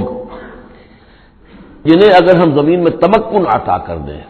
یہ وہی لفظ ہے کذالک مکننا لیوسف، سورہ یوسف میں 2 مرتبہ ہم پڑھ چکے ہیں۔ الذین ان مکناہم فی الارض، وہ لوگ کہ جنہیں اگر ہم زمین میں تمکن، قدرت، طاقت، غلبہ، حکومت، استیلاء عطا کر دیں تو وہ کیا کریں گے؟ اقاموا الصلاۃ، پہلا کام ہے نماز قائم کریں گے۔ یہی کام حضور نے کیا، جاتے ہی سب سے پہلے جمعہ قائم کیا، اور پھر یہ کہ مسجد نبوی کی تعمیر کی، پہلا کام۔ آتوا الزکوٰۃ، زکوٰۃ ادا کریں گے، آتوا الزکوٰۃ، اور دیں زکوٰۃ، اقاموا الصلاۃ وآتوا الزکوٰۃ، اور دیں گے وہ زکوٰۃ، اور یہ کہ زکوٰۃ کا نظام قائم کیا جائے تاکہ جو بھی معاشرے کے اندر پسماندہ طبقات ہیں، جن کے پاس، جن کے ہاں احتیاج ہے، ان کا بھی کفالت کا بندوبست ہے۔ وَأَمَرُوا بِالْمَعْرُوفِ، اور وہ نیکی کا حکم دیں گے، وَنَهَوْا عَنِ الْمُنکَرِ، اور بدی سے روکیں گے، وَلِلَّهِ عَاقِبَةُ الْأُمُورِ، اور تمام معاملات کا بالکل آخری انجام تو ہے، تو وہ تو ظاہر ہے کہ اللہ ہی کے ہاتھ میں ہے، اللہ کی قبضہ قدرت میں ہے۔ اس کو ہم یہ کہہ سکتے ہیں ایک اعتبار سے کہ گویا یہ نبی اکرم صلی اللہ علیہ وسلم کا مینیفیسٹو تھا۔ مینیفیسٹو ایک تو ہمارا آج کا تصور ہے کہ انتخابات میں جو پارٹیاں حصہ لیتی ہیں وہ اپنا اپنا پروگرام دیتی ہیں، لیکن اس سے علیحدہ کر دیجئے۔ لیکن چونکہ حضور، اگر یہ روایت صحیح ہے کہ یہ آیات نازل ہوئی ہیں جبکہ حضور تشریف لے جا رہے ہیں مکے سے مدینے کی طرف ہجرت کے سفر پر، تو اللہ کے علم میں ہے کہ اب آپ کا جو وہاں داخلہ ہونے والا ہے وہ تو ہوگا ایک بے تاج بادشاہ کی حیثیت سے، جاتے ہی آپ کو وہاں اللہ تعالیٰ کی طرف سے اختیار اور اقتدار مل جائے گا۔ تو جب یہ صورت ہوگی تو کیا کریں گے؟ یہ ان کی پرائرٹیز کیا ہوں گی؟ تو جیسے کہ جب آپ نے کہا کرتی ہے کہ ہماری حکومت بنے گی تو ہم یہ کریں گے، تو گویا کہ یہ ہے وہ ہمیشہ کے لیے اہل ایمان کا جو سمجھیے کہ اللہ تعالیٰ کی طرف سے دیا ہوا ان کا مینیفیسٹو ہے، الذین ان مکناہم فی الارض اقاموا الصلاۃ وآتوا الزکوٰۃ وامروا بالمعروف ونہوا عن المنکر وللہ عاقبۃ الامور۔ یہ آیات خاص ہیں۔ اب دیکھیے پھر وہی جو مکی صورتوں کا مضمون ہوتا ہے، بالکل انداز جو ہے وہ بدل جائے گا۔ یہ آیات ہیں اثناء سفر ہجرت کی، یا ہو سکتا ہے کہ مدینہ پہنچ کر نازل ہوئی ہوں، لیکن یہ مکی صورت میں رکھ دی گئی ہیں مناسبت کے اعتبار سے کہ جہاں حج کے یہ افعال بیان ہو رہے ہیں، مناسک حج، اس کے ساتھ ہی ان کو شامل کر دیا گیا۔ اب وہی جو عام مکی مضامین ہیں مکی صورتوں کے وہ شروع ہو جائیں گے۔ وَإِن يُكَذِّبُوكَ فَقَدْ كَذَّبَتْ قَبْلَهُمْ قَوْمُ نُوحٍ وَعَادٌ وَثَمُودُ۔ اور اے نبی اگر یہ آپ کو جھٹلا رہے ہیں تو آپ سے پہلے بھی جھٹلایا ہے قوم نوح نے، قوم عاد نے، قوم سمود نے، قوم ابراہیم و قوم لوط، ابراہیم کی قوم نے اور لوط کی قوم نے، واصحاب مدین اور مدین والوں نے، وکذب موسیٰ اور موسیٰ کی بھی تکذیب کی گئی تھی، فاملیت للکافرین، تو میں نے کافروں کو کچھ ڈھیل دی، مہلت دی، ان کی رسی دراز کی، ثم اخذتهم، پھر میں نے ان کو پکڑ لیا، فکیف کان نکیر، تو میری پکڑ کیسی رہی، کیا حشر ہوا قوم نوح کا اور قوم ہود کا اور قوم صالح کا۔ ان تمام اقوام کے جو حالات ہیں وہ قرآن مجید میں بار بار آ چکے ہیں۔ فَكَأَيٍّ مِّن قَرْيَةٍ أَهْلَكْنَاهَا، تو کتنی ہی ایسی بستیاں ہیں، آبادیاں ہیں جن کو ہم نے ہلاک کیا، وَهِيَ ظَالِمَةٌ، اور ہلاک یوں ہی نہیں کر دیا، وہ ظالم تھی، گناہ گار تھی، ان میں گناہ اتنا پھیل گیا تھا شرک اور کفر کا اتنا دور دورہ ہو گیا تھا کہ گویا کہ وہ ایسے ہی تھا جیسے انسانی جسم کا کوئی حصہ اگر گل جائے تو اس کو کاٹ دینے ہی میں عافیت ہے، ورنہ پورے جسم کے لیے وہ چیز جو ہے وہ مضر ہوگی۔ ایمپوٹیشن ہو جاتی ہے، ہاتھ کا آرم کا ایمپوٹیشن ہو گیا، پیر کا ایمپوٹیشن کر دیا گیا کہ اتنا گل سڑ گیا ہے کہ یہاں سے متعفن مواد جو ہے اگر خون میں جذب ہو کر پورے جسم میں جائے گا تو پوری جان جو ہے اس کی ہلاکت کا اندیشہ ہے۔ تو اللہ تعالیٰ اسی طریقے سے ان بستیوں کو کہ جو اس طریقے سے گندگی کا اور برائی کا اور معصیت کا اور سیئات کا برکت بن چکی ہوں اور وہ پھوڑا بن چکی ہوں، پھر ان کے لیے یہی اللہ تعالیٰ کی طرف سے سرجیکل آپریشن ہوتا رہا ہے۔ فَكَأَيٍّ مِّن قَرْيَةٍ أَهْلَكْنَاهَا فَهِيَ ظَالِمَةٌ فَهِيَ خَاوِيَةٌ عَلَىٰ عُرُوشِهَا، وہ گری پڑی ہوئی ہیں اپنی چھتوں کے بل پر۔ وَبِئْرٍ مُّعَطَّلَةٍ، کتنے ہی کنویں ہیں کہ جو اب بند پڑے ہوئے ہیں، بڑی محنت سے لوگوں نے اپنے اپنے زمانوں میں کھودے ہوں گے، ان سے پانی پینے والے لوگ ہوں گے یا جمگھٹے رہا کرتے ہوں گے لوگوں کے، اب معطل پڑے ہوئے ہیں۔ وَقَصْرٍ مَّشِيدٍ، کتنے ہی محل ہیں جو ان میں بڑی گچکاری کی گئی ہے، بہت انہیں مضبوط بنایا گیا ہے۔ اب جاؤ الحمرا کو دیکھ لو، کبھی مسلمان حکومت کیا کرتے تھے، غرناطہ میں جاؤ اور دیکھو الحمرا محل کیسا ہے۔ جاؤ اور قرطبہ کی مسجد کو دیکھو کہ جہاں کوئی سجدہ کرنے والا نہیں ہے، کسی کو سجدے کی اجازت نہیں ہے۔ افلم یسیروا فی الارض، تو کیا یہ لوگ زمین میں گھومے پھرے نہیں ہیں؟ فتکون لہم قلوب یعقلون بہا، تو ہوتے ان کے دل جن سے یہ سمجھتے اور بات کی تہ تک پہنچتے۔ تو یہ جو لفظ قلب کے ساتھ عقل آیا ہے، اب اس کو اچھی طرح سمجھ لیجئے، چونکہ یہ بات میری تو آپ کے سامنے آ چکی ہے کہ میرے نزدیک انسان ایک مرکب وجود کا حامل ہے۔ اس کا ایک وجود حیوانی ہے، خالص حیوانی اور مکمل حیوان اور اعلیٰ ترین حیوان۔ انسان اعلیٰ ترین حیوان ہے، تمام حیوانوں میں سب سے افضل ہے، اور اس میں وہ ساری فیکلٹیز ہیں کہ جو حیوانات میں بھی ہوتی ہیں، لیکن اس کا ایک روحانی وجود ہے، وہ مکمل وجود ہے، انڈیپینڈنٹ ہے، بالکل اس حیوانی وجود سے ایک علیحدہ اور مستقل بذات وجود ہے۔ یہ دونوں کیسے جڑے ہوئے یہ ہم نہیں جانتے۔ وہ تو ہمیں یہ بھی معلوم نہیں کہ انسانی جسم میں جان کہاں ہے، کچھ پتہ نہیں، کہاں دل میں ہے کہیں ہے، تو دل تو بدل دیتے ہیں لوگ، پھر بھی وہ جان تو وہی کی وہی رہتی ہے۔ اب تو جو کچھ ہو رہا ہے آپ کو معلوم ہے، تو جان کہاں ہے، کس چیز سے متعلق، دماغ سے متعلق ہے، دل سے متعلق، کہاں سے متعلق؟ تو لائف ہی کو ہم نہیں جانتے، تو لائف سے آگے روح کا تعلق کس طور سے ہے ہم کیا جان سکتے ہیں؟ حس رب الناس رابا جان الناس، اتصال بے تکیف بے قیاس، یہ متصل ہے، یہ جو روحانی وجود ہے اور حیوانی وجود ہے یہ متصل ہے، ملے ہوئے تو ہیں، لیکن یہ اتصال ایسا ہے بے تکیف بے قیاس، نہ اس کی کیفیت معلوم ہو سکتی ہے، نہ اس کو کسی اور چیز پر قیاس کیا جا سکتا ہے، لیکن ہے دو علیحدہ وجود۔ ایک وجود پہلے پیدا کیا گیا تھا، کما خلقناکم اول مرہ، دوسرا وجود اس عالم خلق کے اندر آتا ہے، اور ان میں سے ہر ایک کی، دونوں کی اپنی اپنی عقل ہے۔ روح کی اپنی عقل ہے، روح کی اپنی آنکھ ہے، روح کے اپنے کان ہیں، اور جسم کے حیوانی وجود کے اپنی آنکھیں ہیں، اپنے کان ہیں، اپنی عقل ہے۔ تو ان السمع والبصر والفؤاد، یہ حیوانی، یہ گویا کہ انسان کے جو حیوانی ذرائع علم ہے وہ یہ ہیں، جن کے بارے میں گفتگو سورہ بنی اسرائیل کی اس آیت کے حوالے سے میں تفصیلاً کر چکا ہوں۔ ان السمع والبصر والفؤاد کل اولئک کان عنہ مسئولا۔ لیکن انسان کے اندر جو یہ روح ہے یہ دیکھتی بھی ہے، یہ سنتی بھی ہے، اس کے اپنے کان ہیں، وہ غیر مرئی کان ہیں، غیر مرئی آنکھیں ہیں، لیکن اس کی اپنی عقل ہے۔ اب یہاں دیکھیے یہ دونوں چیزیں واضح ہو جائیں گی۔ فتکون لہم قلوب یعقلون بہا، تو ہوتے ان کے دل کہ جن سے یہ بات سمجھتے، او آذان یسمعون بہا، یا ہوتے کان جن سے یہ سنتے، فإنہا لا تعمل ابصار ولکن تعمل قلوب التی فی الصدور، اس لیے کہ آنکھیں اندھی نہیں ہوا کرتی، دل اندھے ہو جاتے ہیں جو سینوں کے اندر ہے۔ یہ کون سا اندھاپا ہے؟ ابو جہل اندھا تھا کس اعتبار سے؟ ابو لہب اندھا تھا کس اعتبار سے؟ ولید بن مغیرہ اندھا تھا کس اعتبار سے؟ ان کی آنکھیں تو اندھی نہیں تھی، ان کے دل اندھے ہو گئے تھے، ان کی روحیں اندھی ہو گئی تھی، ان کے اوپر اپنی دنیاوی اغراض، اپنی ضد، اپنی ہٹ دھرمی اور اپنے تکبر اور جو بھی ان کے اندر عصبیتیں تھیں، اس کی وجہ سے اس طریقے سے ان کے اوپر پٹیاں پڑ چکی تھی کہ وہ روح نہ دیکھتی تھی نہ سنتی تھی۔ تو یہ ہے اصل میں یہ معاملہ، فإنہا لا تعمل ابصار، ایک ہے آنکھیں اندھی، لیکن ہو سکتا ہے اس کا دل جو ہے وہ دوسروں سے کہیں زیادہ دیکھنے والا ہو، لیکن یہ کہ آنکھوں کا اندھا ہونا اتنا بڑی بات نہیں، اتنا دل کا اندھا ہونا۔ افلم یسیروا فی الارض فتکون لہم قلوب یعقلون بہا، تو کیا یہ زمین میں گھومے پھرے نہیں، پھر ہوتی ان کے دل کہ جن سے یہ بات کو سمجھتے،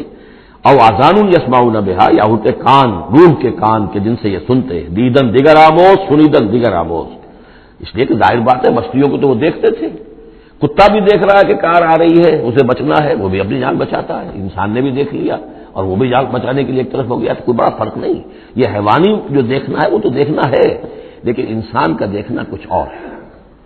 فَإِنَّهَا لَا تَعْمَى الْأَبْصَارُ وَلَكِنْ تَعْمَى الْقُلُوبُ الَّتِي فِي الصُّدُورِ، اس لیے کہ آنکھیں اندھے نہیں ہوا کرتی بلکہ دل اندھے ہو جاتے ہیں جو سینوں کے اندر ہے، اس لیے کہ روح کا مسکن قلب ہے، یہ ہم جانتے ہیں، روح کا مسکن قلب ہے، یہ ہم نہیں جانتے کہ کیسے، کس طرح۔ بہرحال دل کو آپ اگر کہیں کاٹیں گے پیٹیں گے تو کہیں وہ آپ کو اس میں روح نظر نہیں آئے گی، وہ غیر مرئی شے ہے، لیکن تعلق اس کا جو ہے وہ قلب انسانی کے ساتھ ہے۔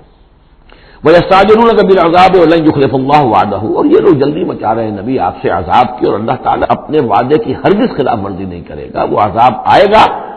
کس شکل میں آئے گا ابھی اللہ تعالیٰ نے اس کو چھپا کر رکھا ہوا ہے، کب آئے گا وہ بھی اللہ نے چھپایا ہوا ہے۔ وَإِنْ أَدْرِي أَقَرِيبٌ أَمْ بَعِيدٌ مَا تُوعَدُونَ، یہ ہم سورہ انبیاء میں پڑھائے ہیں کہ میں نہیں جانتا ہے نبی، آپ کہہ دیجئے قُلْ إِنْ أَدْرِي أَقَرِيبٌ أَمْ بَعِيدٌ مَا تُوعَدُونَ، کہ جس چیز کا تم سے وعدہ کیا جا رہا ہے، جس چیز کی دھمکی دی جا رہی ہے وہ قریب آ چکی ہے یا دور ہے۔ وَإِنَّ يَوْمًا عِندَ رَبِّكَ كَأَلْفِ سَنَةٍ مِّمَّا تَعُدُّونَ، اور یقیناً ایک دن آپ کے رب کے نزدیک 1000 برس کا ہے اس حساب سے جو تم تعداد جانتے ہو۔ انسانی عام حساب سے جو 1000 برس ہے، دنیا کا ہمارا حساب سے وہ در حقیقت اللہ کا ایک دن ہے۔ یہ مضمون چونکہ قرآن مجید میں پھر سورہ سجدہ میں پھر آئے گا، 2 مرتبہ آیا، تو یہ مضمون یوں سمجھیے کہ یہ محکمات میں سے، یہ متشابہات میں سے نہیں ہے، بات بہت بالکل پختہ ہے، واضح ہے۔ يُدَبِّرُ الْأَمْرَ مِنَ السَّمَاءِ إِلَى الْأَرْضِ ثُمَّ يَعْرُجُ إِلَيْهِ فِي يَوْمٍ كَانَ مِقْدَارُهُ أَلْفَ سَنَةٍ مِّمَّا تَعُدُّونَ، تو اللہ تعالیٰ کی جو تدبیر امر ہے، وہی جو 3 کام ابتدائی جو شاہ ولی اللہ دہلوی رحمۃ اللہ علیہ کی تصنیف حجت البالغہ کے حوالے سے میں بتا چکا ہوں، ابداع، خلق اور تدبیر، تدبیر تیسرا کام ہے۔ اس تیسرے کام کے ضمن میں اللہ کا جو بھی ایک نقشہ بنتا ہے اس کی مشیت کا، وہ 1000 سال کا ہوتا ہے ہمارے حساب سے، اس کا ایک دن ہے، وہ اس کی ایک پلاننگ ہو جاتی ہے، اس کے احکام جو ہے وہ فرشتوں کے حوالے کر دیے جاتے ہیں، اس کی پھر ایگزیکیوشن ہوتی ہے، تو 1000 برس کی پلاننگ ہے ہمارے حساب سے، اللہ کے ہاں وہ ایک دن ہے۔ وَكَأَيٍّ مِّن قَرْيَةٍ أَمْلَيْتُ لَهَا، اور کتنی ہی بستیاں ایسی ہوئی ہیں کہ جنہیں ہم نے ڈھیل دی تھی، وَهِيَ ظَالِمَةٌ، لیکن وہ تھیں گناہ گار، ثُمَّ أَخَذْتُهَا، پھر میں نے ان کو پکڑ لیا، وَإِلَيَّ الْمَصِيرُ، اور میری ہی طرف لوٹ کر آنا ہے۔ قُلْ يَا أَيُّهَا النَّاسُ إِنَّمَا أَنَا لَكُمْ نَذِيرٌ مُّبِينٌ، کہہ دیجئے اے نبی، اے لوگو، میں ہوں ایک خبردار کرنے والا، صاف صاف تمہارے لیے خبردار کرنے والا آیا ہوں، ڈرانے والا آیا ہوں، بتا دینے والا ہوں کہ یہ مراحل زندگی کے آنے والے ہیں۔ فالذین آمنوا وعملوا الصالحات، جو لوگ ایمان لائیں اور نیک عمل کریں، لہم مغفرۃ ورزق کریم، ان کے لیے اللہ کی طرف سے مغفرت ہے، یہ میں بشارت دے رہا ہوں، اور رزق کریم، اور بہت ہی باعزت روزی ملے گی۔ والذین سعوا فی آیاتنا معاجزین، اور جو لوگ ہماری آیات کے بارے میں تگ و دو کریں گے کہ انہیں کسی طریقے سے فیل کر دیں، ناکام کر دیں، غیر مؤثر کر دیں، ان آیات کو پھیلنے نہ دیں، اولئک اصحاب الجحیم، تو یہ وہ لوگ ہیں کہ جہنم والے ہیں۔ وما ارسلنا من قبل کا، یہ کافی مشکل آیت ہے قرآن مجید کی جو اگلی آ رہی ہے، اور اس میں کافی قیل و قال ہے۔ وما ارسلنا من قبلک من رسول ولا نبی الا اذا تمنى القى الشیطان فی امنیته، اور نہیں بھیجا ہم نے آپ سے پہلے بھی کوئی رسول، اے نبی صلی اللہ علیہ وسلم، نہ کوئی رسول نہ نبی، الا اذا تمنا، مگر یہ کہ جب اس نے خود کوئی خیال باندھا، کوئی پلاننگ کی، کوئی نقشہ بنایا اپنے کام کا۔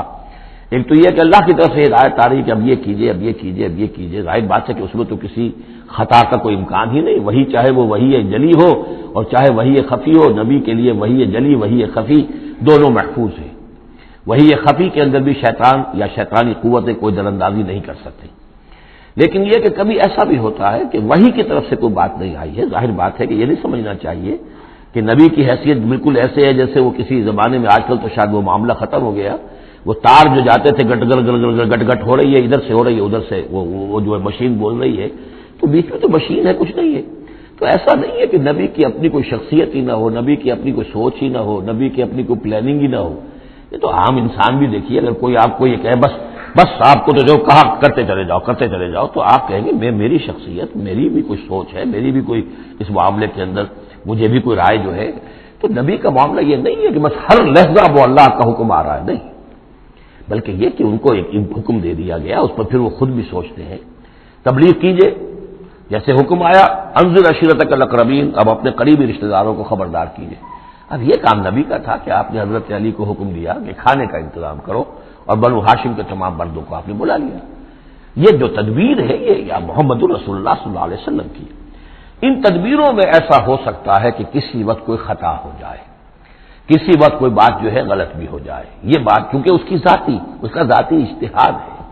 چنانچہ صحابہ کرام بھی یہ کرتے تھے۔ غزوہ بدر میں حضور نے جہاں حکم دیا تھا کیمپ لگانے کا، تو وہ جا کر بعض صحابہ پہنچ گئے کہ حضور دیکھیے اگر تو یہ وحی کے حکم کے تحت ہے، جو اللہ کا حکم ہے کہ یہاں کیمپ ہمارا ہونا چاہیے، سر تسلیم خم ہے۔ اگر یہ آپ کی ذاتی رائے ہے تو پھر ذرا اگر آپ اجازت دیں تو ہم کچھ اپنی رائے بھی پیش کریں۔ آپ نے فرمایا ہاں کہو۔ انہوں نے عرض کیا کہ ہمارے نزدیک جو تجربہ ہمیں جنگوں کا ہے، اس کی بنا پر ہم یہ سمجھتے ہیں کہ ہمارا جو پڑاؤ ہے، ہمارا کیمپ وہاں لگنا چاہیے، اس وادی کے اس گوشے میں۔ آپ نے فرمایا ٹھیک ہے، یہاں سے خیمے اٹھاؤ اور وہاں لگا لو۔ ظاہر بات یہ تدبیر تھی ذاتی تھی محمد الرسول اللہ صلی اللہ علیہ وسلم کی۔ اس میں اختلاف کی صحابہ کو گنجائش ہے اور انہیں اپنی رائے پیش کرنے کا بھی موقع ہے۔ اگر یہ وہی سے ہوتا تو ظاہر بات ہے کہ پھر وہاں سے کوئی سوال پیدا نہیں ہوتا تھا کہ وہاں سے کیمپ اکھاڑا جائے۔ تو اس طرح کے معاملے میں خطا بھی ہو سکتی ہے، غلطی بھی ہو سکتی ہے، اور اس قسم کے معاملے میں کوئی در اندازی جو ہے شیطان کی طرف سے بھی ممکن ہے۔ اب یہ مسئلہ ایسا ہے کہ چونکہ عصمت انبیاء کے بارے میں جو بہت حساس، تمام اہل ایمان جو ہے بہت حساس ہیں، تو یہ آیت جو ہے تو یہ گویا کہ یوں سمجھیے کہ یہ حلق میں پھنس جاتی ہے، اس کو اس طریقے سے قبول کرنا بڑا مشکل ہے۔ تو تعویلیں بڑی دور راسکار بھی کی گئی ہیں، لیکن میرے نزدیک اس کی بالکل سیدھی سی بات ہے۔ یہاں تک کہ میں آپ کو واقعہ بتا چکا ہوں تعبیر نخل کا، کہ حضور نے مدینے میں جا کر کہا کہ یہ آرٹیفیشل پالینیشن وغیرہ کے لیے تم جو قریب کر دیتے ہو کھجور کے نر اور مادہ پھولوں کو قریب لے آتے ہو تاکہ فرٹیلائزیشن زیادہ ہو جائے اور پھر یہ کہ پھل زیادہ نہ کرو تو کیا ہے، آپ کے بس یہ کہنے سے صحابہ نے نہیں کیا، لیکن یہ کہ فصل کم ہو گئی۔ اب انہوں نے ڈرتے ڈرتے عرض کیا کہ حضور آپ نے یہ فرمایا تھا، ہم نے نہیں کیا، تعبیر نخل اس سال ہم نے نہیں کی تھی، فصل کم ہو گئی ہے۔ فرمایا انتم عالم بامور دنیاکم، یہ معاملات تمہارے، میں یہ سکھانے تمہیں نہیں آیا، ایگریکلچر سکھانے نہیں آیا تمہیں، میں تو آیا ہوں یہ ہدایت دینے کے لیے۔ جو ہدایت میں دوں، جو میری جو نبوت اور رسالت کا جو ایشو ہے، جو اس کا موضوع ہے، اس پر تمہیں میری ہر بات کو ماننا ہے، لیکن یہ جو تمہارے معاملات ہیں یہ تجرباتی معاملات ہیں۔ اب دیکھیے تجرباتی، کیونکہ وہ تجربہ تھا انہیں، وہ کرتے تھے، زراعت کرتے تھے، اور انہیں یہ اندازہ ہو گیا تھا کہ ایسا ہو تو اس سے یہ کہ پھل زیادہ ہوتا ہے، تو تجربے پر تھا، اور تجربے ہی کی بنیاد پر سائنس ہے۔ پوری سائنس کیا ہے؟ ایکسپیریمنٹیشن ہے نا، اسی کے اوپر تو یہ سائنس ڈیولپ ہوئی ہے۔ ان چیزوں کو جو ہے وہ اس سے خارج سمجھیے، اس میں کوئی تعلق جو ہے دین کا اس سے نہیں ہے۔ انتم عالم بامور دنیاکم، تم اپنے ان دنیاوی معاملات کو جو تجربے پر جس کا دار و مدار انحصار ہے مجھ سے بہتر جانتے ہو۔ یہ حدیث ہے بخاری شریف کی، الحمدللہ اللہ تعالیٰ ان پر لاکھوں نعمتیں اور اپنی رحمتیں نازل فرمائے، یہ چیزیں محفوظ رہ گئی ہیں ہمارے لیے، تبھی تو ہمارے لیے کچھ کہنے کا اور بولنے کا موقع ہے۔ تو فرمایا انتم عالم بامور دنیاکم۔ اسی طریقے کا مسئلہ یہ ہے وما ارسلنا من قبلک من رسول ولا نبی الا اذا تمنا، جب وہ کوئی اپنی اسکیم بناتے ہیں، اپنی پلاننگ کرتے ہیں، القى الشیطان فی امنیتہ، تو شیطان ان کے خیال میں کچھ ڈال دیتا ہے۔ امنیہ کہتے ہیں تمنا، آرزو۔ اب دیکھیے آدمی سوچتا ہے یہ حصہ ہو جانا چاہیے، یہ کام یوں ہونا چاہیے، مثلا جب کہ آپ نے دیکھا کہ مکہ مکرمہ میں تو میرا قیام ناممکن ہو گیا ہے، اس لیے کہ ابو طالب کے انتقال کے بعد وہ جو خاندانی ایک پروٹیکشن حاصل تھی بنو ہاشم کی وہ ختم ہو گئی، اور اب خاندان بنی ہاشم کا سردار بھی ابو لہب ہو گیا ہے کہ جو بہت ہی سخت دشمن ہے ذاتی طور پر حضور کا۔ تو پھر آپ نے سوچا اب کیا کروں، کس طرف جاؤں، کدھر دیکھوں، کسے آواز دوں، تو آپ نے طائف کا سفر کیا، لیکن یہ کہ وہاں پہ آپ جو ہے ناکام وہاں سے آنا پڑا، وہاں کوئی آپ کو ریسپانس نہیں ملی، بلکہ زندگی کا سخت ترین دن جو ہے حضرت عائشہ صدیقہ رضی اللہ تعالیٰ عنہ کی روایت موجود ہے، ان کے ہوش کے دوران تو سمجھیے کہ غزوہ احد کا دن سخت ترین تھا، تو انہوں نے کبھی پوچھ لیا کہ حضور آپ پر احد کے دن سے بھی سخت دن کوئی گزرا ہے؟ آپ نے فرمایا ہاں، طائف کا دن مجھ پر اس سے کہیں زیادہ سخت تھا، وہ سختی ہوئی حضور پر۔ لیکن اللہ تعالیٰ کی مشیت میں کیا تھا کہ یہ سعادت جو ہے یہ طائف کے لیے نہیں لکھی تھی، یہ سعادت یثرب کے لیے لکھی تھی، جو مدینہ منورہ بننے کی سعادت جو ہے، مدینہ النبی بننے کی سعادت اللہ کی حکمت میں مدینے کے لیے تھی۔ وہاں حضور گئے بھی نہیں اور وہاں کے 6 آدمی ایمان لے آئے اور کھڑکی کھل گئی۔ وما ارسلنا من قبلک من رسول ولا نبی الا اذا تمنا القى الشیطان فی امنیتہ فینسخ اللہ ما یلقی الشیطان، پھر اللہ منسوخ کر دیتا ہے، ختم کر دیتا ہے اس چیز کو کہ جو شیطان نے ڈالا ہوتا ہے۔ ثم یحکم اللہ آیاتہ، پھر اللہ تعالیٰ اپنے فیصلوں کو پختہ کر دیتا ہے۔ یہاں آیت جو ہے آیات ہی فیصلوں کے معنی میں ہے۔ واللہ علیم الحکیم، اور اللہ سب کو جاننے والا کمال حکمت والا ہے۔ یہ توجیہ ہے میرے نزدیک، اور یہ قریب ترین ہے اس توجیہ سے کہ جو موضح القرآن میں شاہ عبد القادر رحمۃ اللہ علیہ ان کی طرف سے ہے، تو اس حوالے سے واقعہ یہ ہے کہ مجھے اس پر کافی اطمینان ہے۔ لِيَجْعَلَ مَا يُلْقِي الشَّيْطَانُ فِتْنَةً لِلَّذِينَ فِي قُلُوبِهِم مَرَضٌ، اور اس میں بھی اللہ کی ایک حکمت ہے کہ شیطان کی طرف سے جو کوئی آمیزش ہو جاتی ہے کسی وقت اس قسم کے معاملات میں، تو اس کو اللہ تعالیٰ فتنہ بنا دیتا ہے ان لوگوں کے لیے جن کے دلوں میں مرض ہوتا ہے، روگ ہوتا ہے، والقاسیۃ قلوبہم، اور جن کے دل سخت ہو چکے ہوتے ہیں۔ وَإِنَّ الظَّالِمِينَ لَفِي شِقَاقٍ بَعِيدٍ، اور یقیناً ظالم جو ہیں وہ تو یقیناً مخالفت میں اور دشمنی میں بہت دور جا چکے ہیں۔ وَلِيَعْلَمَ الَّذِينَ أُوتُوا الْعِلْمَ، اور یہ تاکہ جان لے وہ لوگ کہ جنہیں علم دیا گیا تھا انہ الحق من ربک، کہ یہ سب حق ہے آپ کے رب کی طرف سے، پھر جو بھی آخری فیصلہ اللہ کا آتا ہے اس پر پورا انشراح ہو جاتا ہے۔ فیؤمنوا بہ، تو وہ اس پر ایمان رکھتے ہیں، فتخبت لہ قلوبہم، اور اس پر ان کے دل جو ہے وہ اللہ کے سامنے جھک جاتے ہیں۔ وان اللہ لہادی الذین آمنوا الی صراط مستقیم، اور یقیناً اللہ تعالیٰ ہدایت دینے والا ہے ان کو جو ایمان لائیں سیدھے راستے کی طرف۔ یعنی کبھی اس طرح کی کوئی غلطی ہو بھی جائے، ابریشن جس کو ہم کہیں گے، ذرا کہیں ہو بھی جائے تو اللہ تعالیٰ پھر صاف سیدھا کر دیتا ہے اور پھر ان کے رخ کو بالکل صحیح سمت میں موڑ دیتا ہے۔ وَلَا يَزَالُ الَّذِينَ كَفَرُوا فِي مِرْيَةٍ مِّنْهُ، اور یہ لوگ جو کفر کر رہے ہیں ان کو تو یہ تو شک و شبہ ہی میں رہیں گے، ان کے شکوک و شبہات کبھی ختم ہونے والے نہیں ہیں۔ حَتَّىٰ تَأْتِيَهُمُ السَّاعَةُ بَغْتَةً، یہاں تک کہ یا تو قیامت آ دھمکے ان پر اچانک، اور یاتیہم عذاب یوم عقیم، یا پھر وہ عذاب جو ہے بانج دن کا، یعنی ایسا دن کہ جو خیر سے خالی ہوگا، بانج ہوگا، بانج دن یوم عقیم کا جو عذاب ہے وہ ان پر مسلط ہو جائے۔ الملک یومئذ للہ، اس دن راج ہوگا پھر صرف اللہ کا، کسی کے پاس کوئی اختیار نہیں ہوگا۔ یحکم بینہم، یعنی یہ کہ آج بھی راج تو اللہ ہی کا ہے، حکم اسی کا چل رہا ہے، لیکن یہ کہ پھر بھی کچھ نہ کچھ پردے پڑے ہوئے ہیں، کچھ نہ کچھ ڈرامے سے ہو رہے ہیں کہ یہاں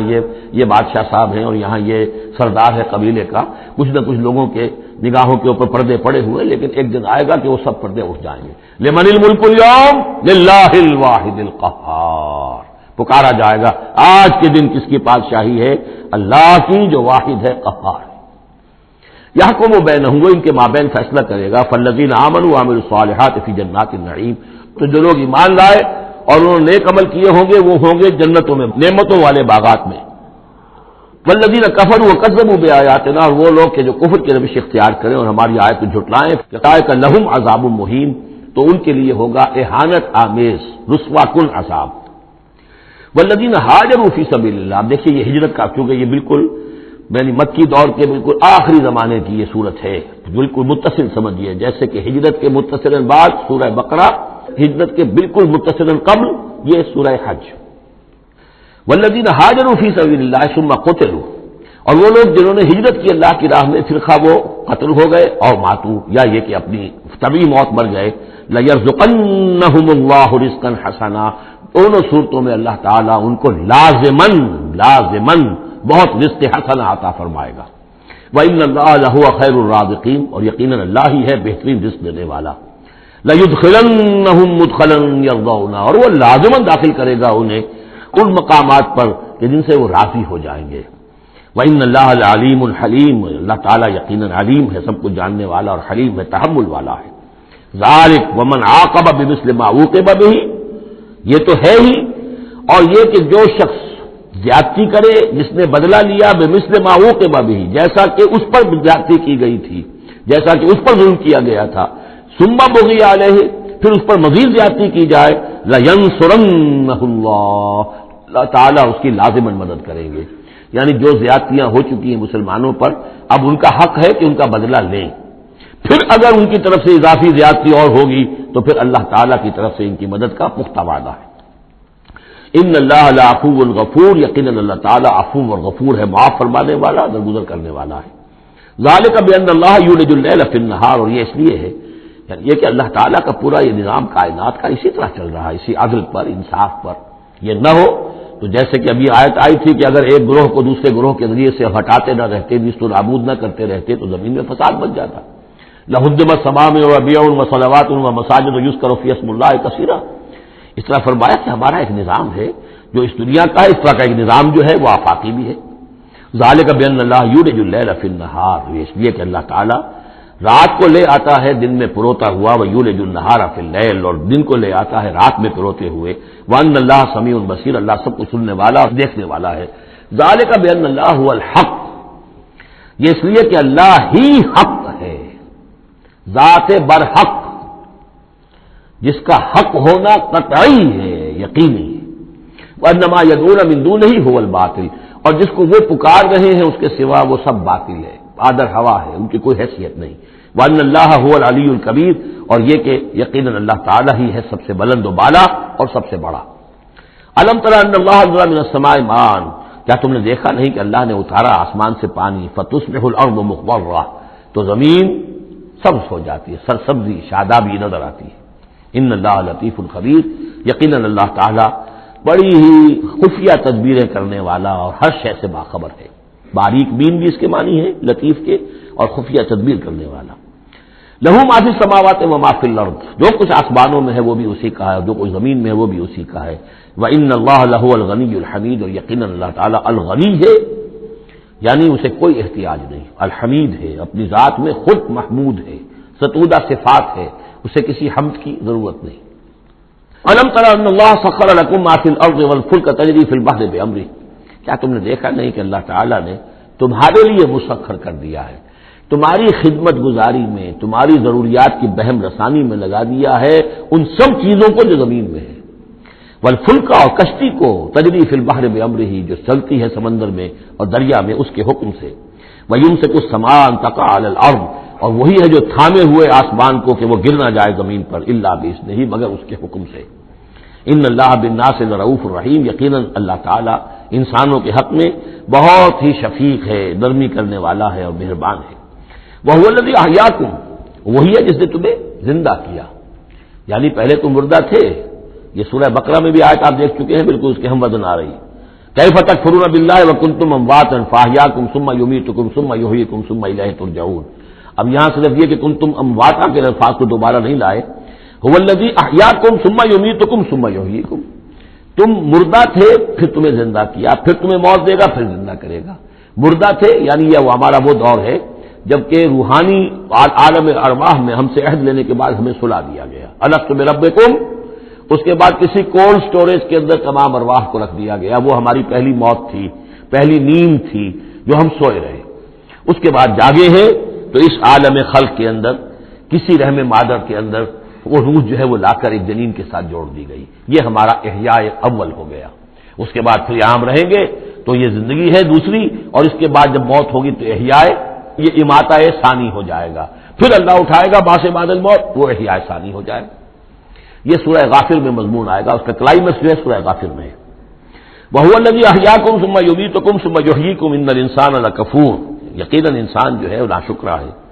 لِكُلِّ أُمَّةٍ جَعَلْنَا مَنسَكًا هُمْ نَاسِكُوهُ، ہم نے ہر امت کے لیے ان کے قربانی کے طریقے، طور طریقے، عبادات کے آداب ہم نے مقرر کر دیے ہیں جو اس کی پیروی کرتے ہیں۔ فَلَا يُنَازِعُنَّكَ فِي الْأَمْرِ، تو انہیں آپ سے جھگڑنا نہیں چاہیے، یعنی یہ کہ اگر یہود کے ہاں کوئی اور طریقے سے قربانی کے تو، اور یہاں بنی اسماعیل کے لیے ہم نے کچھ اور مقرر کیے، مسلمانوں کو اب کچھ اور طریقے ہم بتا رہے ہیں، تو اس میں کوئی حرج نہیں ہے، اس میں جھگڑنے کی ضرورت بات نہیں۔ یہ پہلے پڑھ چکے اسی صورت میں کہ ہم نے ہر امت کے لیے منسک مقرر کیے ہیں۔ وَلِكُلِّ أُمَّةٍ جَعَلْنَا مَنسَكًا لِيَذْكُرُوا اسْمَ اللَّهِ عَلَىٰ مَا رَزَقَهُم مِّن بَهِيمَةِ الْأَنْعَامِ فَإِلَٰهُكُمْ إِلَٰهٌ وَاحِدٌ فَلَهُ أَسْلِمُوا وَبَشِّرِ الْمُخْبِتِينَ، تو ہر قوم کے لیے، ہر امت کے لیے اللہ تعالیٰ نے قربانی کے قواعد و ضوابط بنائے، تو وہ اس کی پیروی کرتے ہیں۔ فَلَا يُنَازِعُنَّكَ فِي الْأَمْرِ، تو انہیں جھگڑنا نہیں چاہیے نبی آپ سے اس معاملے میں۔ وَادْعُ إِلَىٰ رَبِّكَ، اور اپنے رب کی طرف آپ بلاتے رہیے۔ إِنَّكَ لَعَلَىٰ هُدًى مُسْتَقِيمٍ، یقیناً آپ تو ہدایت کے، سیدھی ہدایت کے راستے پر ہیں۔ وَإِن جَادَلُوكَ، اور اگر یہ آپ سے جھگڑے، فَقُلِ اللَّهُ أَعْلَمُ بِمَا تَعْمَلُونَ، تو کہیے بھائی اللہ کو بہتر معلوم ہے جو آپ کر رہے ہیں، میں جو سمجھتا ہوں حق ہے، جو حق میرے پاس آئے میں اس کی پیروی کر رہا ہوں، آپ اگر اپنی جگہ سمجھتے ہیں کہ آپ زیادہ حق پر ہیں تو ٹھیک ہے، آپ جانیں، آپ کا رب جانے۔ اللہ یحکم بینکم یوم القیامہ، اللہ فیصلہ کر دے گا تمہارے مابین قیامت کے دن، فیما کنتم فیہ تختلفون، ان تمام چیزوں کے بارے میں جس میں تم اختلاف کرتے رہے تھے۔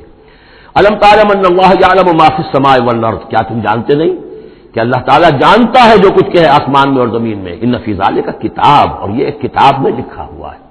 یہ وہی ام الکتاب ہے، وہی اللہ تعالیٰ کے علم قدیم کی کتاب ہے۔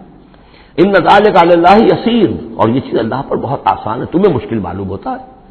وَيَعْبُدُونَ مِن دُونِ اللَّهِ مَا لَمْ يُنَزِّلْ بِهِ سُلْطَانًا، اور وہ پوج رہے ہیں، پرستش کر رہے ہیں اللہ کے سوا ایسی چیزوں کی جس کے لیے کہ اللہ نے کوئی سند نہیں اتاری۔ یعنی اللہ کو تو ہم بھی مانتے ہیں، وہ بھی مانتے ہیں، اب اضافی جس کو وہ مانگ رہے ہیں تو اللہ کی طرف سے کوئی سند ہونی چاہیے ان کے لیے، تب تو درست ہے، اگر اللہ کی طرف سے سند نہیں ہے تو وہ بے بنیاد ہے۔ وَمَا لَيْسَ لَهُم بِهِ عِلْمٌ، نہ صرف یہ کہ کوئی سند نہیں ہے، کوئی علم بھی نہیں ہے، کوئی معقول بات ہو، کوئی دلیل ہو، کوئی بنیاد ہو، کوئی منطق کے اندر، کوئی عقل کے اندر، بالکل بے بنیاد بات ہے۔ وَمَا لِلظَّالِمِينَ مِن نَصِيرٍ، ایسے ظالموں کا کوئی مددگار نہیں ہوگا۔ وَإِذَا تُتْلَىٰ عَلَيْهِمْ آيَاتُنَا بَيِّنَاتٍ، اور جب ان کو سنائی جاتی ہیں پڑھ کر ہماری آیات بینات، تعرف فی وجوہ الذین کفروا المنکر، تو تم دیکھتے ہو کہ ان کافروں کے چہروں کے اندر سخت ناگواری کے آثار پیدا ہو جاتے ہیں، بجائے اس کے کہ وہ اللہ کی آیات سن کر ان کے دل کھل اٹھیں، ان کے اندر خوشی کی کیفیت پیدا ہو، انبساط پیدا ہو۔ ہمارے رب کا کلام ہے، تعرف فی وجوہ الذین کفروا المنکر، تم دیکھتے ہو بڑی ناگواری کے آثار ہیں، یکادون یسطون بالذین یتلون علیہم آیاتنا، ان قریب ہوتا ہے کہ پل پڑیں گے، وہ حملہ آور ہو جائیں گے، تکہ بوٹی کر دیں گے ان کی جو انہیں ہماری آیات پڑھ کر سنا رہے ہیں۔ قل افانبئکم بشر من ذالکم، ان سے کہیے تو کیا میں تمہیں بتاؤں جس قدر تمہیں ناگواری اس وقت ہو رہی ہے، تم پر بڑی سختی بیت رہی ہے اللہ کی آیات جو تمہیں سنائی جا رہی ہیں، کیا اس سے بھی زیادہ بری بات کون سی ہے بتاؤں؟ النار، وہ آگ جس کے کہ تم مستحق ہو رہے ہو اپنے اس کفر اور انکار کی وجہ سے۔ وعدہ اللہ الذین کفروا، اللہ نے وعدہ کیا ہے اس آگ کا کافروں سے، وبئس المصیر، اور وہ بہت ہی برا ٹھکانہ ہے۔ اب جو یہ آخری رکوع آ رہا ہے سورہ مبارکہ کا، اس کے ترجمے سے پہلے مجھے تھوڑی سی تمہیداً کچھ بات عرض کرنی ہے۔ یہ جو ایک دعوت رجوع القرآن کی ایک تحریک ہم نے شروع کی، اور الحمدللہ کہ میں اس میں اپنی زندگی کے لگ بھگ 35 برس اب صرف کر چکا ہوں، اور اسی کے پھر کوکھ سے تنظیم اسلامی اور تحریک خلافت نے جنم لیا ہے۔ اس دعوت رجوع القرآن کی جو بنیاد ہے اور جس کو کہ میں نے ذریعہ بنایا ہے قرآن مجید سے لوگوں کو متعارف کرانے کا، اور قرآن مجید کے ذریعے سے دین کے جامع تصور کو لوگوں کے سامنے پیش کرنے کا، اور قرآن مجید کے ذریعے سے دین کی طرف سے جو بنیادی فرائض ہم پر عائد ہوتے ہیں اس کا ایک جامع تصور دینے کا جو میں نے کام کیا ہے، اس کے لیے ذریعہ میں نے بنایا ہے ایک منتخب نصاب کو، مطالعہ قرآن حکیم کا منتخب نصاب۔ یہ جو منتخب نصاب ہے یہ تقریباً کل قرآن کے 1/15 حجم کے اندر یوں سمجھیے کہ 2 پاروں کے لگ بھگ ہے، مائنس پلس کم و بیش 2 پارے ہوں گے۔ تو اس میں ان آیات کو لیا گیا ہے کہ جن میں ایک تو یہ کہ دین کا جامع تصور بہت مختصر الفاظ میں سامنے آ جائے، اور جو فرائض دینی ہیں جس کا کہ ہم سے بات پرس ہونی ہے، جس کے بارے میں پوچھ گچھ ہونی ہے، تو اس کا صحیح تصور ہمیں معلوم ہے۔ کوئی نماز روزہ یہ تو فرض ہے، سب جانتے ہیں، اس کے علاوہ بھی کوئی چیز فرض ہے، کسی چیز کے بارے میں ہم مسئول ہیں، ذمہ داری ہماری ہے یا نہیں ہے۔ تو وہ جو منتخب نصاب ہے اس کے مختلف جو حصے ہیں، ہم کچھ حصوں سے گزرے ہیں، لیکن یہ میں آج سوچ رہا تھا کہ جیسے میں نے آپ کو بتایا تھا کہ حروف مقطعات کا معاملہ یہ ہے کہ 29 حروف ہیں یا 28 حروف ہیں عربی زبان کے الفابیٹس جو ہیں، شروع کے حصوں میں سے حروف میں سے بہت کم ہے جو حروف مقطعات میں آئے، اور آخری جو حصے ہیں اس کے تختی کے، اس کے بہت سے حروف ہیں، اکثر و بیشتر ہیں کہ جو حروف مقطعات میں آئے۔ تو یہ پہلی مرتبہ میرا ذہن ادھر گیا ہے کہ ہمارے اس منتخب نصاب میں بھی یہ چیز کوئی میرے پیش نظر نہیں تھی کہ جان بوجھ کر ایسا کیا ہو۔ زیادہ حصے اسباق وہی ہیں کہ جو نصف ثانی سے متعلق ہیں، بلکہ قرآن مجید کے آخری حصے سے زیادہ جو ہے وہ اس میں مقامات اور آیات اور رکوع یا صورتیں شامل ہوئی ہیں۔ لیکن اس وقت اس کا تعارف میں یہ کرا رہا ہوں کہ اس کا ایک بڑا مرکزی درس ہے کہ جو اگلی جو یہ رکوع آ رہا ہے جو 6 آیات پر مشتمل ہے، یہ اس کا بڑا مرکزی درس ہے۔ یہ جو میرا منتخب نصاب ہے اس کے 6 حصے ہیں۔ نقطہ آغاز سورۃ العصر، والعصر ان الانسان لفی خسر الا الذین آمنوا وعملوا الصالحات وتواصوا بالحق وتواصوا بالصبر۔ مختصر ترین صورت، جامع ترین صورت، کہ انسان کی نجات کے یہ 4 لوازم ہیں: ایمان، عمل صالح، تواصی بالحق، تواصی بالصبر۔ پھر 3 اور مقامات ہم نے اس میں ایسے ہی جامع مقامات جس میں یہ چاروں چیزیں تقریباً بیان ہوئی ہیں وہ شامل کر کے وہ پہلا حصہ ہو گیا۔ اس کا ایک درس ہم گزر چکے ہیں سورہ بقرہ میں، آیت البر، اس کا درس نمبر 2 ہے۔ لیس البر ان تولوا وجوہکم قبل المشرق والمغرب، نیکی جو تم نے سمجھی ہوئی ہے، کسی نے کسی شے کو نیکی سمجھا ہوا، کسی نے کسی کو نیکی سمجھا ہوا ہے، اصل نیکی کیا ہے، پوری نیکی کیا ہے، نیکی کی روح کیا ہے، جڑ بنیاد کیا ہے، نیکی کے مظاہر کیا ہیں، ان مظاہر میں پھر اقدمیت کس چیز کی ہے، اولیت کس شے کی ہے، ثانوی درجے میں کون سی ہے، پھر چوٹی کیا ہے، سمم بولم کیا ہے، سب سے اونچا جو مقام ہے، جو مقام مطلوب ہے وہ کیا ہے۔ اسی طریقے سے پھر اس کا دوسرا حصہ جو ہے اس منتخب نصاب کا، اس میں کچھ ایمان سے متعلق مباحث ہیں۔ ایمان کن چیزوں کا نام ہے، کیسے ایمان وجود میں آتا ہے، تو اس میں سورہ فاتحہ بھی ہے، وہ بھی ہم پڑھ چکے ہیں، اور پھر سورہ آل عمران کا جو آخری رکوع کی آیات تھی، ان فی خلق السماوات والارض واختلاف اللیل والنہار یہ بھی جو ہے لآیات لأولی الالباب۔ پھر یہ کہ ایک اور سبق اس کا وہ ہے جو اگلی جو صورت آج بھی ہم پڑھیں گے انشاءاللہ، سورہ نور کا جو 5واں رکوع ہے وہ بھی اس کا ایک سبق ہے۔ آج کے ہمارے اس حصے میں اصل میں 3 اسباب آ رہے ہیں کہ جو اس منتخب نصاب کے، اسی لیے میں نے مناسب سمجھا کہ اس منتخب نصاب کا آپ سے تعارف کرا دوں۔ پھر یہ تیسرا حصہ اس کا جو ہے وہ اعمال صالحہ، عمل صالح کی تفصیل کیا ہے،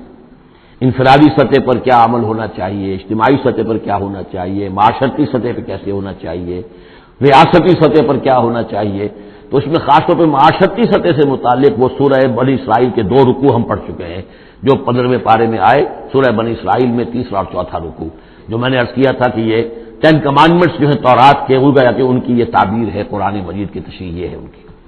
تو اس طریقے سے یہ درس جو ہمارا وہ چلتا ہوا، پھر آخر تک اب جو حصے آئیں گے میں بروقت آپ کو بتاتا جاؤں گا، لیکن یہ درس جو ہے یہ بھی در حقیقت اس کے تیسرے حصے کا آخری یا چوتھے حصے کا پہلا درس ہے، بالکل مرکزی جگہ،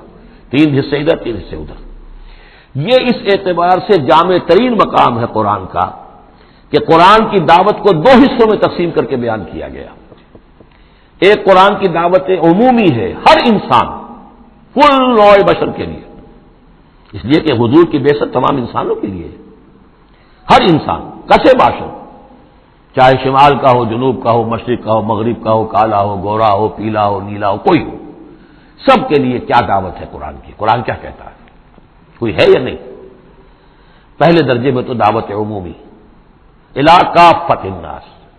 دوسرے درجے میں دعوت خصوصی، یہ کن کے لیے ہے؟ جو ماننے کا اعلان کرے۔ پہلی دعوت دعوت ایمان ہے، مانو اللہ کو، مانو رسول کو، مانو آخرت کو، مانو بعث بعد الموت کو، مانو جنت کو، مانو دوزخ کو، یہ ہے عام۔ جو یہ مانتے ہی نہیں، اب ان سے کوئی اور کلام نہیں، ان سے ہم کیسے کہیں گے نماز پڑھو اور روزہ رکھو، وہ اللہ کو نہیں مانتے، قرآن کو نہیں مانتے، نبی کو نہیں مانتے۔ تو دعوت ایمان ہے دعوت عام قرآن مجید کی، اور پھر جو ایمان کا دعویٰ کریں اب ان سے خطاب ہے کہ اب جگر تھام کے بیٹھو، میری باری آئی، جب تم نے مان لیا تو ماننے کا یہ تقاضا پورا کرنا پڑے گا، اب وہ دعوت عمل ہوگی، یہ کرو اور یہ کرو اور یہ کرو اور یہ کرو۔ تو دعوت ایمان یہاں پر اور پھر دعوت عمل، ان کو علیحدہ علیحدہ سے جو ہے اللہ تعالیٰ نے ان 6 آیات کے اندر بیان کر دیا۔ یا ایھا الناس، اب دیکھیے دعوت عمومی کا خطاب ہے، یا ایھا الناس، 4 آیتوں اس کے تابع ہیں، اور آخری 2 آیتوں میں پھر آئے گا یا ایھا الذین آمنوا، پھر وہ اہل ایمان سے جو ایمان کا دعویٰ کریں مان لیں کہ ہاں ہم نے مانا۔ یا ایھا الناس ضرب مثل فاستمعوا لہ، ایک مثال بیان کی جاتی ہے، ذرا توجہ سے سنو۔ ان الذین تدعون من دون اللہ لن یخلقوا ذبابا ولو اجتمعوا لہ، یقیناً وہ معبود جنہیں تم پکار رہے ہو اللہ کے سوا، یہ بت تمہارے جو، کیونکہ جو مخاطب اولین تھے وہ بت پرست تھے، لن یخلقوا ذبابا، یہ تو اس پر بھی قادر نہیں ہے کہ مکھی تک کو پیدا کر سکے، ولو اجتمعوا لہ، یہ جو کعبے میں رکھے ہوئے 360 کے 360 بت مل جل کر بھی ایک مکھی پیدا کرنا چاہے تو نہیں کر سکتے۔ سامنے کی بات تھی، تو صرف شعور دلانا تھا، جیسے حضرت ابراہیم نے بھی ان بتوں کو توڑ کے ذرا انہیں آمادہ کر دیا ایک دفعہ کہ وہ اپنے گریبانوں میں جھانکیں ضرور، ایک دفعہ حقیقت ان پر منکشف ہو گئی۔ اسی طرح یہ مثال دی جا رہی ہے، وہیں یسلبھم الذباب شیئا، اور یہ تو بات بہت دور کی ہے کہ وہ مکھی کو پیدا کرے، مکھی ان سے کوئی چیز چھین کر لے جائے، ان کے سامنے حلوے مانڈے رکھتے ہو مکھیاں منمناتی ہیں، وہ تو مکھیاں بھی اڑا نہیں سکتے۔ ان یسلبھم الذباب شیئا لا یستنقذوہ منہ، تو اسے واپس چھین نہیں سکتے، حاصل نہیں کر سکتے۔ ضعف الطالب والمطلوب، بہت کمزور ہے طالب بھی اور مطلوب بھی۔ یہ ان 3 الفاظ میں قرآن مجید کا توحید کا جو عملی لب لباب ہے وہ آ گیا ہے۔ انسان جو ہے، جو بھی کسی بھی درجے میں باشعور انسان ہے، اس کا کوئی نہ کوئی آئیڈیل ہے، آدرش ہے، کوئی نصب العین ہے، جس کے لیے وہ بھاگ دوڑ کرتا ہے، محنت کرتا ہے دن رات۔ تو ظاہر بات ہے کہ وہ آئیڈیل گھٹیا ہوگا تو انسان بھی گھٹیا ہوگا، آئیڈیل اونچا ہوگا تو انسان بھی اونچا ہوگا. یہ دونوں چیزیں جو ہے کورسپونڈنگ جائیں گی. اگر آپ کا مقصود ہی پست ہے تو ظاہر بات ہے آپ کی اپنی شخصیت بھی بڑی پست ڈیولپ ہوگی. مقصود اونچا ہو، بلند. لیکن فرمایا ان کا تو جو مطلوب ہے وہ بھی ضعیف، تو طالب تو اور بھی ضعیف ہوئے. جن کا مطلوب وہ بنے ہوئے ہیں کہ جو مکھی تک نہیں اڑا سکتے، تو طالبوں کا کیا حال ہوگا؟ قیاس کن گلستان من بہار مرا. لیکن یہ وہی مضمون ہے جو سورہ بقرہ میں آ چکا ہے. وَمِنَ النَّاسِ مَن يَتَّخِذُ مِن دُونِ اللَّهِ أَندَادًا يُحِبُّونَهُمْ كَحُبِّ اللَّهِ. لوگوں میں سے کچھ ایسے ہیں جو اللہ کے مد مقابل بنا کر کچھ اور چیزوں سے محبت شروع کر دیتے جیسے کہ اللہ سے محبت کرنی چاہیے تھی. اصل میں تو انسان کو بنایا گیا کہ لا محبوب الا اللہ، لا مقصود الا اللہ، لا مطلوب الا اللہ. مطلوب اللہ کے سوا کوئی نہ رہے. باقی ذرائع ہیں، زندہ رہنے کے لیے روٹی کھانی ہے، محنت کرنی ہے، ہل چلانا ہے، ذرائع ہے، مطلوب نہیں ہے. نہ کھیتی مطلوب ہے، نہ دکان مطلوب ہے، نہ پروفیشن مطلوب ہے، نہ ڈاکٹری، نہ انجینئرنگ، کوئی شے مطلوب نہیں. نہ دنیا مطلوب ہے، نہ اولاد مطلوب ہے. مطلوب صرف اللہ. یہ ہے توحید کا لب لباب. لا مطلوب الا اللہ، لا مقصود الا اللہ، لا محبوب الا اللہ. لیکن جو لوگ یہاں تک نہیں پہنچ سکتے، جیسے جس شخص کو بہت سخت بھوک لگی ہو، اگر اچھی چیز کھانے کو نہیں ملے گی تو برے میں بھی منہ مارے گا. اگر ان کا ذہن وہاں تک نہیں پہنچا، اگر ان کے ذہن کی پستی کا یہ عالم ہے کہ اللہ کی معرفت حاصل نہیں کر سکے، اللہ ان کا محبوب اور مطلوب و مقصود اصلی نہ بن سکا، تو کسی اور کو اللہ کی جگہ رکھ کر اور وہ پوجنا شروع کر دیتے ہیں. کوئی آئیڈیلی ہے، کوئی وطن ہے، کوئی قوم ہے، اور کچھ نہیں تو میرا اپنا نفس ہے، اپنے ہی حسن کا دیوانہ بنا پھرتا ہوں، اپنی ہی حریم ذات کے گرد طواف ہو رہا ہے. تو غاف الطالب والمطلوب ما قدر اللہ حق قدرہ. یہ اللہ کی قدر نہ کر سکے، اللہ کا اندازہ نہ کر سکے، معرفت حاصل نہ کر سکے اللہ کی جیسے کہ اس کے معرفت کا حق تھا. اللہ کو پہچان لیتے تو کسی اور سے کاہے کو لو لگاتے. حسین ترین کو اگر دیکھ لیں گے تو کمتر کو کون پھر پوچھے گا؟ تو دیکھ نہیں پائے ہیں. جلال خداوندی کا کوئی نقشہ ان کے سامنے، جلال و جمال و کمال خداوندی کی کوئی جھلک نہیں دیکھ پائے، لہذا وہ عاشق بنے پھر رہے دنیا کے عروس ہزار داماد کے. ما قدر اللہ کا قدر ہی ان اللہ لقوی عزیز. یقینا اللہ تعالیٰ قوی ہے، توانا ہے، طاقت والا ہے اور زبردست ہے. اللہ یصطفی من الملائکۃ رسلا ومن الناس. دو آیتوں میں تو بات آ گئی توحید اور شرک کی. اب ایک آیت میں رسالت. اللہ چن لیتا ہے فرشتوں میں سے بھی اپنے پیغامبر اور انسانوں میں سے بھی. ان اللہ سمیع بصیر. اللہ سمیع اور بصیر ہے. ادھر سے چن لیا جبرائیل کو اور اپنی وحی دے دی، ادھر سے چن لیا محمد کو صلی اللہ علیہ وسلم اور جبریل سے کہا کہ محمد کو پہنچا دو تاکہ محمد اپنے ابنائے نو کو، انسانوں کو لوگ پہنچا دیں. تو یہ گویا کہ دو لنکس ہیں، ایک فرشتہ رسول ملک اور ایک رسول بشر جبرائیل اور محمد صلی اللہ علیہ وسلم. ان اللہ سمیع بصیر. اللہ تعالیٰ سب کو سننے والا اور دیکھنے والا ہے. یعلم ما بین ایدیہم وما خلفہم. وہ جانتا ہے جو کچھ ان کے سامنے ہے اور جو کچھ ان کے پیچھے ہے. وإلی اللہ ترجع الامور. اور پھر تمام معاملات اللہ ہی کی طرف لوٹا دیے جائیں گے. یہ آخرت آ گئی. توحید، رسالت، آخرت، یہ ہے ثلاثی، یہ امور ثلاثہ ہے جن پر ایمان کی دعوت. اور یہ دعوت ہے یا ایھا الناس، اے بنی نوع آدم، اے انسانوں. اب بات ہے دوسرے مرحلے پر، جنہوں نے کہا اچھا جی ہم نے مانا اللہ کو، مانا رسول کو، مانا ہم نے آخرت کو، باس بعد الموت کو، ہم تسلیم کرتے ہیں انا للہ و انا الیہ راجعون. تو اب ہے عمل کا مرحلہ. یا ایھا الذین آمنوا، اے وہ لوگوں جو ایمان کا دعویٰ کر رہے ہو، اقرار کر رہے ہو. اب بات بدل گئی. اب دیکھیے فعل امر آ رہے ہیں. پہلے میں فعل امر کوئی تھا ہی نہیں، سوائے اس کے کہ ضرب مثلا فاستمعوا، بس وہ ایک فعل امر آیا تو ذرا بات توجہ سے سنو، باقی کچھ نہیں. حقائق بیان کر دیے، توحید، رسالت، معاد. اب جو لوگ ان کو مانتے ہیں، یا ایھا الذین آمنوا ارکعوا واسجدوا واعبدوا ربکم وافعلوا الخیر لعلکم تفلحون. اے ایمان کے دعوے دارو، رکوع کرو، جھکو اللہ کے سامنے، واسجدوا اور جھکو، پروسٹریٹ بیفور ہم، کے سامنے سر بسجود ہو جاؤ. وَاعْبُدُوا رَبَّكُمْ، اور اپنے رب کی بندگی، مکمل بندگی، ٹوٹل بندگی، اس کی پرستش نہیں، بندگی بھی. زندگی آمد برائے بندگی، زندگی بے بندگی شرمندگی. وَافْعَلُوا الْخَيْرَ، اور نیک کام کرو، بھلے کام کرو. اب بھلا کام کون سا رہ گیا؟ وَاعْبُدُوا میں تو سب کچھ آ گیا. بھلا کام کیا ہے؟ عبادت میں تو جو اللہ نے حکم دیا وہ ہم نے کر دیا، ہم نے بندگی کا حق ادا کر دیا۔ اب فعل خیر کیا ہے؟ وہ یہ ہے کہ خدمت خلق میں اپنے آپ کو لگا دو، اور خدمت خلق صرف یہ نہیں ہے کہ بھوکے کو کھانا کھلا دیا جائے، یہ بھی خدمت خلق ہے۔ سب سے بڑی خدمت خلق کیا ہے؟ ان کی عاقبت سنوارنے کی کوشش کرو، یہ سموچے جہنم کے اندر جا رہے ہیں، گویا کہ دعوت، ان کو بچاؤ، ان لوگوں کو اس حقائق سے خود بھی جن سے کہ تم آشنا ہو گئے ہو، جو حقائق تم پر منکشف ہو گئے ہیں، ان سے انہیں بھی روشناس کرو تاکہ ان کی عاقبت سنور جائے، ان کی بھی زندگی درست ہو جائے۔ لعلکم تفلحون، یہ کرو گے تو فلاح پاؤ گے۔ بہت اہم نقطہ ہے یہ۔ اے ایمان کے دعوے دارو، یہ نہ سمجھ بیٹھو بس ایمان لے آئے تو بس فلاح ہی فلاح ہے، اب کامیابی ہو گئی بس، نہیں، یہ شہادت گاہ الفت میں قدم رکھنا ہے، یہ تو ابھی قدم رکھا ہے آپ نے، اب یہ کرو اور یہ کرو اور یہ کرو اور یہ کرو تاکہ فلاح پاؤ۔ اگر اس کے بغیر فلاح کی توقع کیے بیٹھے ہو تو یہ تمہارا اپنا خیال ہے، وشفل تھنکنگ ہے، تلک امانیکم قل ہاتوا برہانکم ان کنتم صادقین، یہ تو پھر تمہاری اپنے من گھڑت خیالات ہیں۔ اور اس سے بھی اگلا حکم ہے وجاہدوا فی اللہ حق جہادہ، جہاد کرو پھر اللہ کے لیے جیسا کہ اس کے لیے جہاد کا حق ہے۔ یہ سجدہ جو ہے صرف حضرت شافعی کے نزدیک ہے، امام شافعی کے، وجاہدوا فی اللہ حق جہادہ، اور جہاد کرو اللہ کے لیے جیسا کہ اس کے لیے جہاد کا حق ہے۔ هو اجتباکم، اس نے تمہیں چن لیا ہے۔ کیا مانی؟ اب نبوت محمد پر ختم ہو رہی ہے صلی اللہ علیہ وسلم، اب آئندہ جبریل کسی کے پاس وحی نہیں لائیں گے کہ پھر وہ وحی پہنچائے لوگوں کو، اب یہ کام یہ کہ وہی جو جبریل وحی لائے اور جو محمد نے تمہیں پہنچا دی، اب تمہیں پہنچا دی ہے پوری نوع انسانی کے تک۔ یہ ہے تیسری لنک، هو اجتباکم، اپنے نصیب پر فخر کرو، اللہ نے تمہیں چن لیا ہے، سلیکٹ کر لیا ہے۔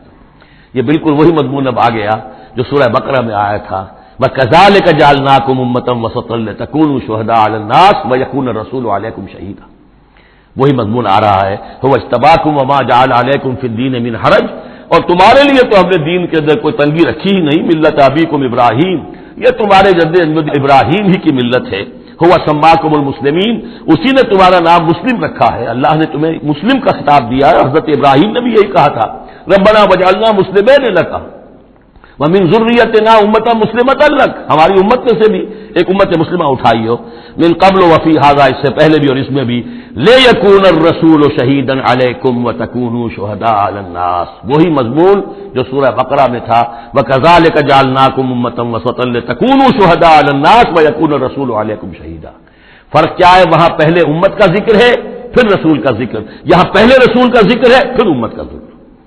لِيَكُونَ الرَّسُولُ شَهِيدًا عَلَيْكُمْ وَتَكُونُوا شُهَدَاءَ عَلَى النَّاسِ فَأَقِيمُوا الصَّلَاةَ، بس اس کو اپنی پوری طرح سمجھنے کے بعد اب بسم اللہ کرو، قدم آگے بڑھاؤ، تو سب سے پہلے قدم کہاں بڑھاؤ گے؟ فَأَقِيمُوا الصَّلَاةَ وَآتُوا الزَّكَاةَ،